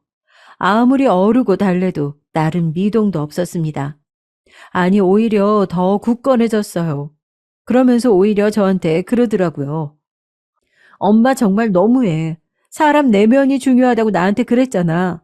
정말 내 남자친구 내면이 얼마나 멋진데. 만나보기라도 해보라고. 자식 이기는 부모 없다고 하잖아요. 저는 그 말에 정말 전적으로 동의해요. 아무리 반대해도 자기가 싫다고 하는데 어느 부모가 버티겠어요. 게다가 자식이 있으신 분들은 다들 동의하실 텐데 애가 밥도 안 먹고 저러면 당연히 애가 타요. 자식 밥 굶었다는 소식 들었을 때 어느 엄마가 멀쩡하게 의견을 밀어붙이겠어요. 그리고 딸은 정말 창문에서 뛰어내린다고 저를 협박하기 시작했죠. 제 딸이지만 정말 고집 하나는 인정할 수밖에 없었습니다. 나중엔 저도 이제 황당하더라고요. 도대체 어떤 사람이길래 딸이 저렇게 나오는지 궁금하기도 했고요. 나중에는 단식 투쟁을 넘어서 무건수행도 하더라고요. 무슨 말을 해도 대꾸도 안 했어요. 눈도 안 마주치고 그냥 이불을 뒤집어 쓰고 누워있더라고요. 사실 저는 딸이 저러다 말겠지 생각했거든요. 그런데 그 기간이 길어지니까 저도 미쳐버리겠더라고요. 애가 잘못될 수도 있으니까 계속 저도 집에서 같이 생활을 했거든요. 남편하고 아들까지 합세해서 어르고 달래고 난리를 쳐도 딸은 가면 갈수록 심해졌습니다. 눈에 띄게 야유기 시작했고 말도 안 하니 뭐 대화도 할 수가 없었어요. 결국 제가 백기를 들었죠. 저는 일단 남자친구를 데려오라고 했습니다. 남편도 결국 항복했어요. 저보다 남편은 딸에게 약했거든요. 애가 그렇게 죽어버리겠다고 단식 투쟁을 하는데 정말 이길 방법이 없었어요. 일단 얼굴이나 보고 반대든 말든 해야겠다고 생각했죠. 딸은 제가 남자친구 데려오라고 힘없이 말하자마자 바로 전화를 하더라고요. 자기야? 언제 시간 돼? 엄마가 자기 보고 싶대. 정말 기가 막히더라고요. 딸은 보란 듯이 날짜를 잡고 단식 투쟁도 무건수행도 끝냈어요. 저뿐만 아니라 남편도 아들도 황당해서 말이 안 나오더라고요. 하지만 딸은 당당했죠. 그렇게 딸은 단식 투쟁을 끝냈고 남자친구를 집에 데려왔어요. 안녕하세요, 어머님, 아버님. 얘기 많이 들었습니다. 만나주셔서 감사합니다. 딸의 남자친구가 인사를 하는데 첫인상은 굉장히 좋았어요. 굉장히 키도 크고 잘생겼더라고요. 그리고 무엇보다 정말 사람이 예의 바르고 착했어요. 사실 딸의 남자친구도 자기 여자친구 집에서 반대했다는 사실을 알았을 텐데 먼저 싹싹하게 다가오더라고요. 제가 좋아하는 꽃다발까지 따로 사서 왔더라고요. 사실 만나기 전에는 딸의 남자친구가 오히려 우리 집에 정 떨어지도록 행동해야겠다고 생각했었어요. 남편과 둘이 짜고 최대한 쌀쌀맞게 행동하자고 그랬죠. 그리고 절대 넘어가지 말자고 둘이 다짐을 했어요. 그런데 막상 보니까 생각보다 굉장히 예의 바른 모습에 저도 모르게 넘어가더라고요. 남편을 슬쩍 보니까 남편도 마음에 들어 하는 눈치였고요. 웃는 얼굴에 침 못 뱉는다고 하잖아요. 그 말이 정답이었습니다. 웃으면서 어머님, 아버님 하면서 자기의 미래에 대해 말하는데 저도 모르게 설득이 되더라고요. 자기가 지금은 중소기업에 일하고 있지만 평생 여기서 일할 생각은 없다고 한 번만 믿어달라고 하더라고요. 들어보니 또 묘하게 설득력이 있더라고요. 예비 사위는 딸하고는 봉사 동아리에서 만났다고 했어요. 둘이 봉사하다가 서로의 밝음과 책임감에 반했다고 하더라고요. 만난 계기도 건전하고 괜찮더라고요. 그제야 왜 딸이 한 번만 만나보라고 했는지 알 것 같았죠. 그리고 무엇보다 딸이 정말 행복해 보였어요. 딸 가진 분들 많으시죠? 무슨 말인지 아실 거예요. 저는 딸이 그렇게 행복해 보이는 걸 본 적이 없어요. 둘이 얘기하는데 뭐가 그렇게 좋은지 웃음이 떠나질 않더라고요. 적어도 저 사람이 딸과 결혼한다면 딸이 울면서 결혼 생활 할 것 같지는 않았습니다. 그리고 남편도 그걸 느꼈다고 하더라고요. 그렇게 좋다고 하는데 어떡하냐고 했죠.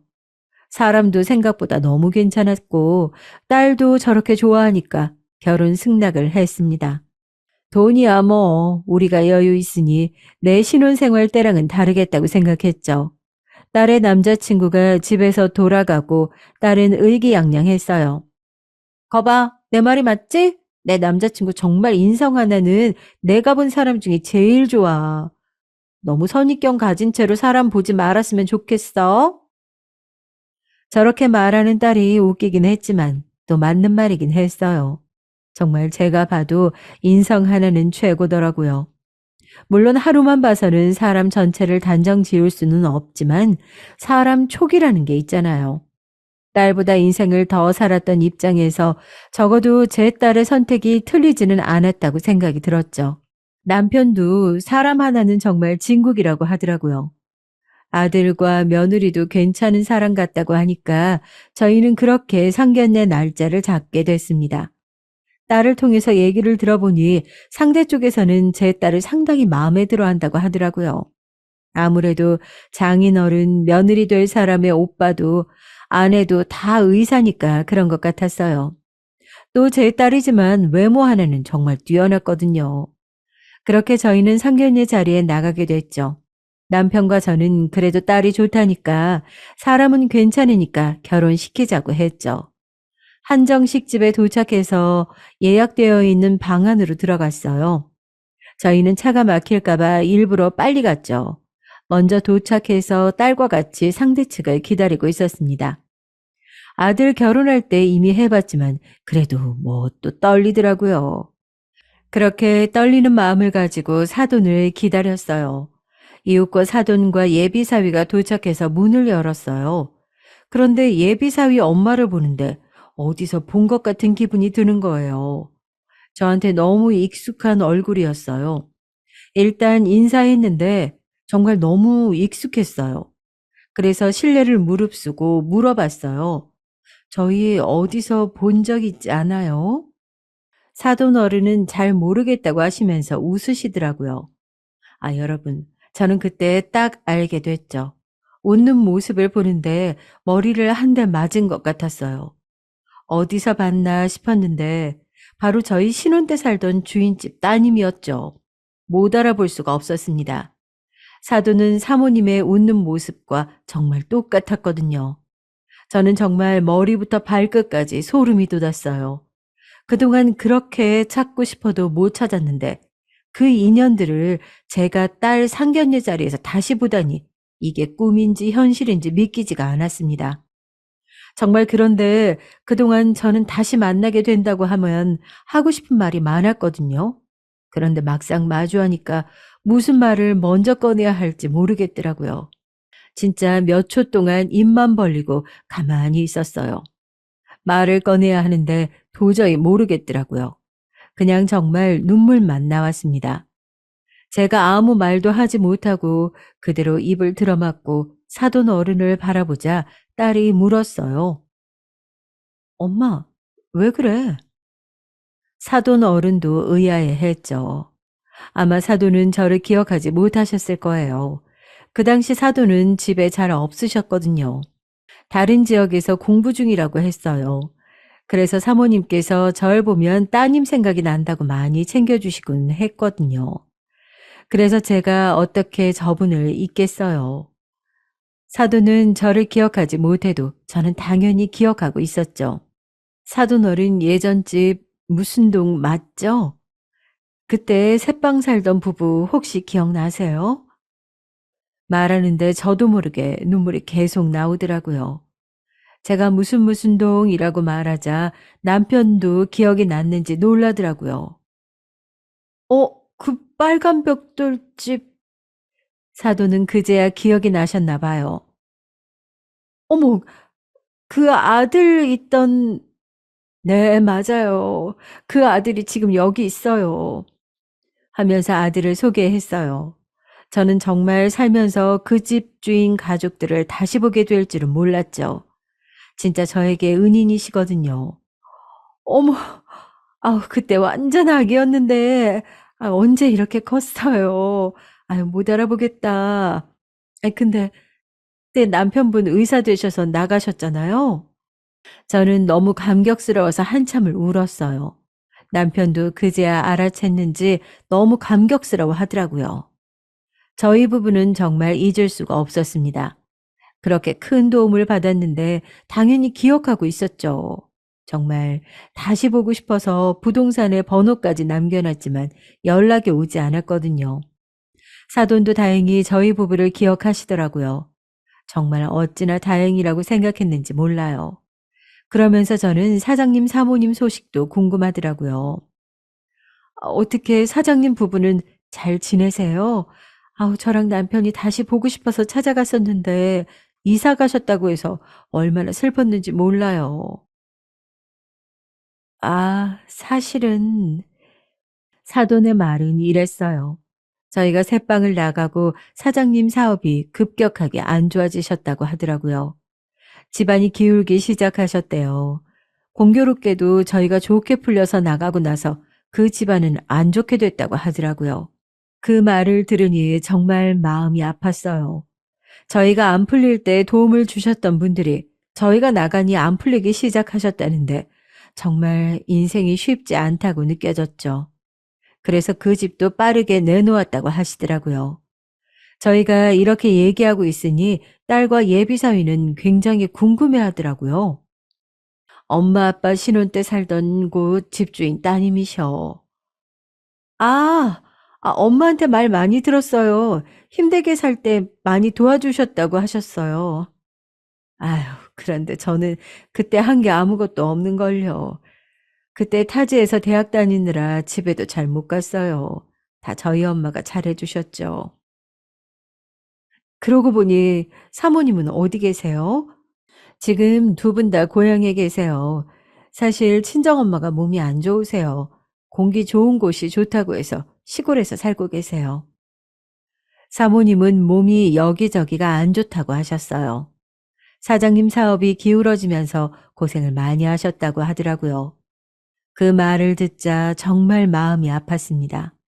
제가 출산하고 몸이 힘들 때 먼저 손 내밀어 주신 분들인데 지금 오히려 몸이 안 좋으시다니 정말 눈물이 계속 나왔어요.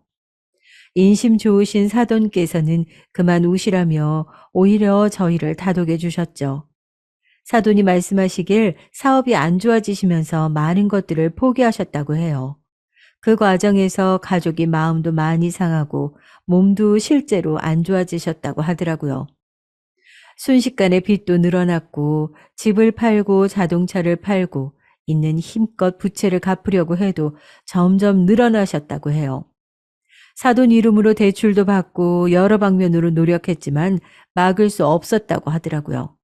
그 과정에서 이런저런 일들도 많이 생겼고 지금은 그래도 그나마 이렇게 멀쩡하게 살 수 있어서 얼마나 다행인지 모르겠다고 하셨어요. 그리고 결혼에 관한 얘기도 하시더라고요. 사실 정말 걱정했어요. 아무리 우리 아들이 제 눈에는 잘났다고 하지만 상대가 너무 좋은 환경에서 곱게 자란 따님이더라고요. 게다가 아버지와 오빠가 의사라니 처음엔 저도 반대했죠. 아들이 상처받을 것 같았거든요. 저는 아들에게 상처 주고 싶지 않았어요. 게다가 아버지도 없고 저 혼자 키워서 더 걱정했어요. 이 말을 들으면서 정말 계속 눈물이 나왔어요. 이런 분들을 두고 도대체 내가 무슨 생각을 했었을까 후회도 했고요. 남편도 같은 생각이 들었는지 옆에서 말하더라고요. 아드님 인품이 정말 좋아서 보자마자 결혼시키고 싶었어요. 도대체 어떻게 집에서 자라야 저런 성품을 가질까 오히려 궁금했었는데 지금 보니 훌륭하신 집안의 아드님이셨네요. 사도는 제 남편이 그렇게 말하자 웃으면서 손사래를 치셨어요.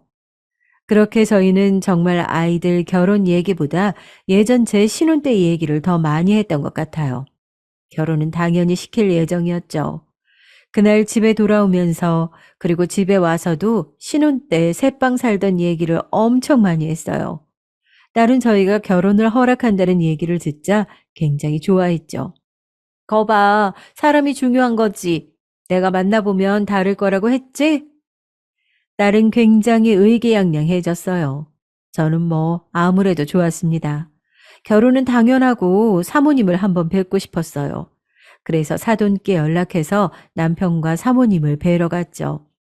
가는 내내 얼마나 긴장되고 가슴이 설렜는지 몰라요. 몸이 여기저기 안 좋으시다는데 남편이 의사니까 무조건 무료로 제일 좋은 치료를 해주자고 둘이 약속도 했죠. 사모님을 뵈러 가기 전에 백화점에 들러 선물을 사는데 정말 감회가 새롭더라고요. 30년 전에는 제가 사장님 사모님에게 받기만 했었는데 이제는 오히려 선물을 주니까 뿌듯한 마음도 들었고요. 가는 길에 사돈을 만났어요. 사돈께서는 이미 말씀을 해놨다고 하셨죠. 부모님 인성이 워낙 좋으시니 사돈도 성격이 굉장히 온화하시고 상냥하셨죠. 당연히 아들인 제 예비사위 성격도 좋았고요. 그렇게 사돈과 저희 부부 3명이 시골로 가게 됐습니다. 사장님과 사모님은 사업에 실패하시고 시골로 귀향하셨다고 하셨어요. 그렇게 시골집에 도착했죠.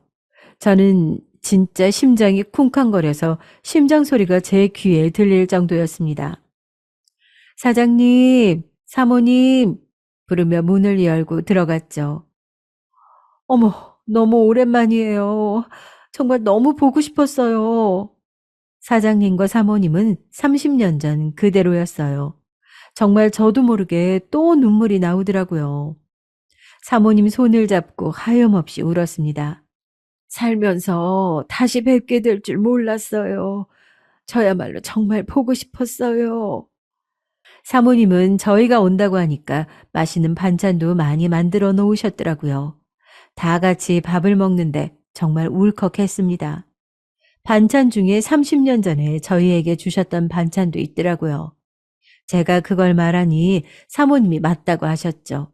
그러면서 그동안 어떻게 사셨는지 얘기해 주시더라고요. 의사 양반 되더니 인물이 편네. 새댁이야 그때도 예뻤고. 사장님도 정말 그대로셨어요. 저희만 보면 칭찬을 그렇게 해주셨는데 다시 만나도 똑같았죠. 사장님 집에서 나오고 저희 딸도 낳았어요. 그 딸이 사장님 손자와 결혼할 예정이에요. 정말 이런 게 경사지. 살면서 내가 또 언제 행복을 느껴보나 싶었는데 고마워요. 서로 덕담을 주고받았죠. 저는 정말 이 현실이 믿겨지지 않았어요. 사모님, 어디 편찮으시다면서요? 말씀해 주세요. 아유, 그냥 나이가 드니까 여기저기 아픈 곳이 생기더라고. 심각한 건 아니에요. 저희가 30년 전에 갚지 못한 은혜 이제 갚으려고요. 정말 저는 살면서 사장님과 사모님을 다시 만나게 된다면 무조건 제일 먼저 돈을 갚고 싶었어요. 그 시절 덕분에 잘 이겨냈으니 보답하는 것은 당연한 거잖아요. 사모님은 제가 그렇게 얘기하니까 웃으면서 말씀하셨어요. 그때 새댁이 고생하는 걸 보는데 내가 도저히 그냥 넘어갈 수가 없더라고. 우리 딸 생각도 나고 그래서 그랬죠. 저를 보실 때마다 사모님은 따님이 생각난다고 하셨어요. 그 따님이 이제 저와 사돈이 되는 거예요. 제가 그때 당시 받았던 봉투를 전날 들고 갔었거든요. 이사 가고 청소해도 도저히 그 봉투는 버릴 수가 없더라고요. 저를 살아가게 만든 힘이었으니까요. 그걸 보여주니 사모님도 눈시울이 붉어지시더라고요. 기억하세요? 저는 살면서 힘들 때마다 이 봉투 꺼내서 봤어요. 절대 잊을 수가 없더라고요. 기억하죠. 그때 아이 낳고 많이 힘들었잖아. 보는데 만약 우리 딸이 아기 낳았다고 생각하면 도저히 지나칠 수가 없었지. 결국 저희 다 같이 울었습니다. 정말 이런 경우가 다 있네요. 그렇게 결혼은 아주 별 탈 없이 진행됐습니다. 저는 정말 있는 힘껏 도와주기 시작했어요. 제가 할 수 있는 한 최대한으로 지원해 줬죠. 그게 맞다 생각했어요. 딸도 저희가 허락하니 정말 행복해 하더라고요. 그리고 사위한테는 말했어요. 우리가 처음에 직업 별로라고 반대했던 거 정말 미안하다. 하지만 사위는 정말 성격이 좋아서 괜찮다고 오히려 우리를 위로했어요. 30년 전에 덕분에 견뎠었는데 이제 오히려 저희가 도움을 줄 수 있어서 굉장히 즐거웠어요. 사도는 물론이고 사장님과 사모님의 건강검진도 지원해 드렸고요. 당연히 무료였죠. 그리고 살면서 병원 갈 일 생기시면 무조건 말씀해 달라고 했어요. 몸이 안 좋으시다 해서 걱정을 많이 했었는데 다행히 생명에 지장이 있는 병들은 아니었더라고요. 그래도 혹시 모르니까 병원에 입원하시게 하고 이런저런 검사해 봤었는데 정말 다행이었어요. 주기적으로 검사하면서 경과를 지켜보면 충분히 나을 수 있는 병들이었습니다. 사장님과 사모님은 병원에서 검사를 받으시고 저희에게 고맙다며 또 시골에서 농사지은 과일과 채소들을 주셨어요. 이런 거 주지 않으셔도 된다고 했지만 사람이 어떻게 받기만 하냐고 그러시더라고요. 저는 분명히 30년 전 은혜에 보답하는 거였는데 정말 이런 분들과 가족이 된다니 감격스러웠습니다. 그리고 제가 딱 그 시점에 친정엄마께서 돌아가셨거든요. 제가 늦둥이여서 엄마가 연세가 많으셨어요. 엄마가 돌아가시고 정신 못 차리고 있었는데 또 사장님과 사모님이 위로를 해 주셨죠. 장례식장에서도 계속 옆에 있어 주셨습니다. 정말 따뜻한 말 한마디에 사람은 위로를 받는다고 하잖아요. 저를 진심으로 위로해 주시고 계속 옆에서 괜찮다고 토닥여 주시는데 제가 과연 이러한 사랑을 받아도 되는 건가 싶었습니다. 저한테 너무 과분한 분들이라고 생각했어요. 정말 친정엄마가 하늘로 가시면서 저에게 주고 가신 선물이 아닐까 생각이 들었죠. 이제는 뭐 사장님과 사모님은 제 부모님이라고 생각하며 살고 있습니다. 그리고 사위에게는 혹시 회사 그만둘 마음 없냐고 물었어요. 편하게 일하면 더 좋을 것 같았거든요. 원한다면 외국에 가서 공부를 더 해도 좋고 가게를 열어도 좋다고 한번 그동안 생각하고 있던 거 있으면 말해보라고 했죠. 하지만 사위는 오히려 저희에게 말했어요. 저는 지금 하는 일이 좋아요. 제가 스스로 쟁취하는 삶이 저는 정말 만족합니다. 정말 우리 사위 대단하지 않나요? 처음에 반대했지만 지금은 우리 딸의 남편이 사위여서 얼마나 좋은지 몰라요. 그래도 저와 남편이 계속해서 물어봤더니 정 그러면 자기들이 봉사하던 보육원에 기부해달라고 하더라고요. 본인들이 만났던 장소이기도 하고 그곳에 있는 어린아이들이 제대로 잘 자라서 사회에서 자립할 수 있었으면 좋겠다고 하더라고요. 정말 기특하지 않나요? 저희는 옳았구나. 그때부터 기부도 꾸준히 하고 있습니다. 정말 받은 은혜는 베풀어야 한다고 생각이 들어요. 그래서 오히려 남편과 저는 봉사도 꾸준히 나가고 있습니다. 저와 딸의 결혼으로 새로 태어난 것 같아요. 다시 만나게 된 것도 기적이라고 생각하고요. 그러면서 남편과 다짐했어요. 우리가 그때 도움을 받은 기억으로 평생을 살았으니 우리도 누군가에게 좋은 영향을 주는 사람이 되자고요. 이렇게 돌고 돌아 만난 것을 보면 주변에서도 정말 신기하고 대단한 인연이라고 하더라고요. 저도 물론 그렇게 생각해요. 사모님은 저에게 말씀하셨어요. 우리가 같이 붙어 있어야 서로 잘 풀리는 것 같아요. 저는 정말 전적으로 동의해요. 옛날에 같이 살았을 때가 사장님의 사업이 제일 잘 풀렸던 때라고 하더라고요.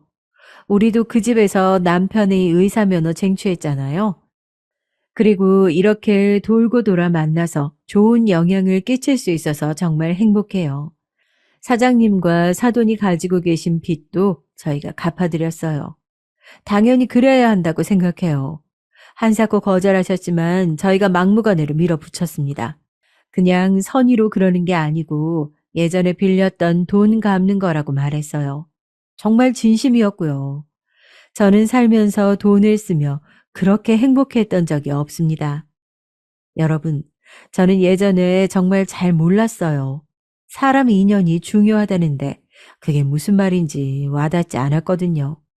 하지만 정말 인생을 살다 보니 이런 경험도 하네요. 딸의 결혼식에서 행복해하는 딸을 보는데 자꾸 눈물이 나오더라고요. 그러면서 저희 신혼생활도 생각이 났습니다. 딸만큼은 제가 힘들었던 시절을 겪고 싶지 않게 하고 싶었는데 좋은 인연 덕분에 딸은 고생이라는 것도 모르고 살 것 같아요. 요즘엔 어떻게 지내냐면 저희는 진짜 너무 행복해요. 명절에는 사돈과 다 같이 여행도 가요. 사장님 계시는 시골에도 놀러 가고 저희 친정엄마 계시던 시골로도 가고 경치 좋은 곳 가서 정말 즐겁게 지내고 있습니다. 이제는 가족이니까 그냥 같이 아름다운 풍경과 좋은 음식을 먹으며 이게 행복이구나 느끼고 있어요. 사실 사모님한테 물어본 적이 있어요. 예전 그 집 다시 살고 싶으시면 언제든지 말해달라고 했죠.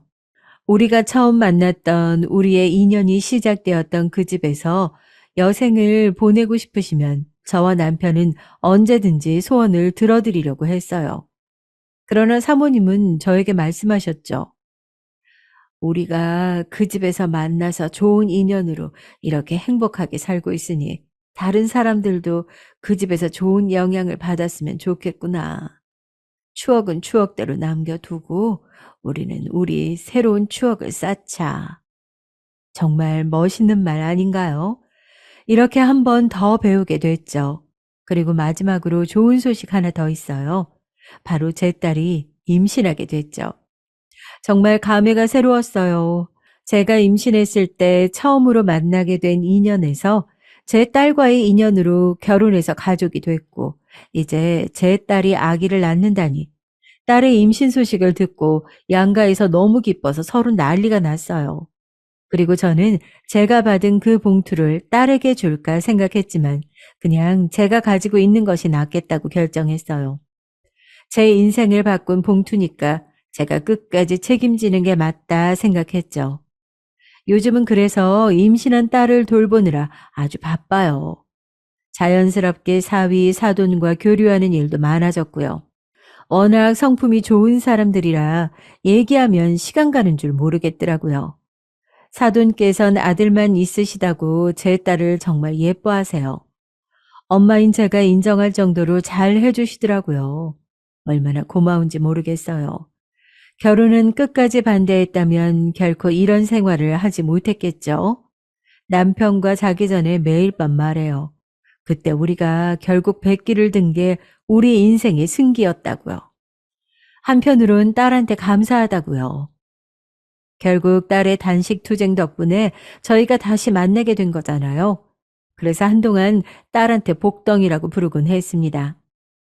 여러분, 저는 앞으로도 인연의 중요함을 절대 잊지 않을 거예요. 아들과 딸한테도 계속 말하고 있어요. 사람 귀한 줄 알아야 한다고.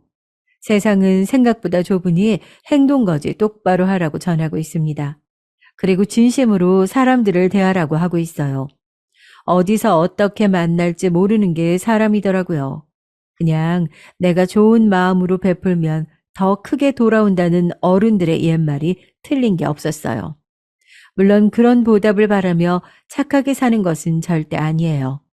그래도 이 소중한 경험으로 얻은 교훈은 인연의 소중함이니까 적어도 제 삶이 끝날 때까지는 그렇게 살아보려고요. 제 사연을 들어주신 여러분들, 제가 살면서 어디서 만날지 모르잖아요. 저는 죽는 그 순간까지 인연을 귀하게 여기며 살 예정이에요. 여러분, 여기까지 제 사연입니다. 들어주셔서 정말 감사합니다. 날씨가 이제 확연하게 겨울 날씨더라고요. 다들 건강관리 유의하시고 행복한 연말 따뜻한 인연과 함께 하시길 진심으로 바랄게요. 좋은 일만 생기시길 진심으로 응원하겠습니다. 감사합니다.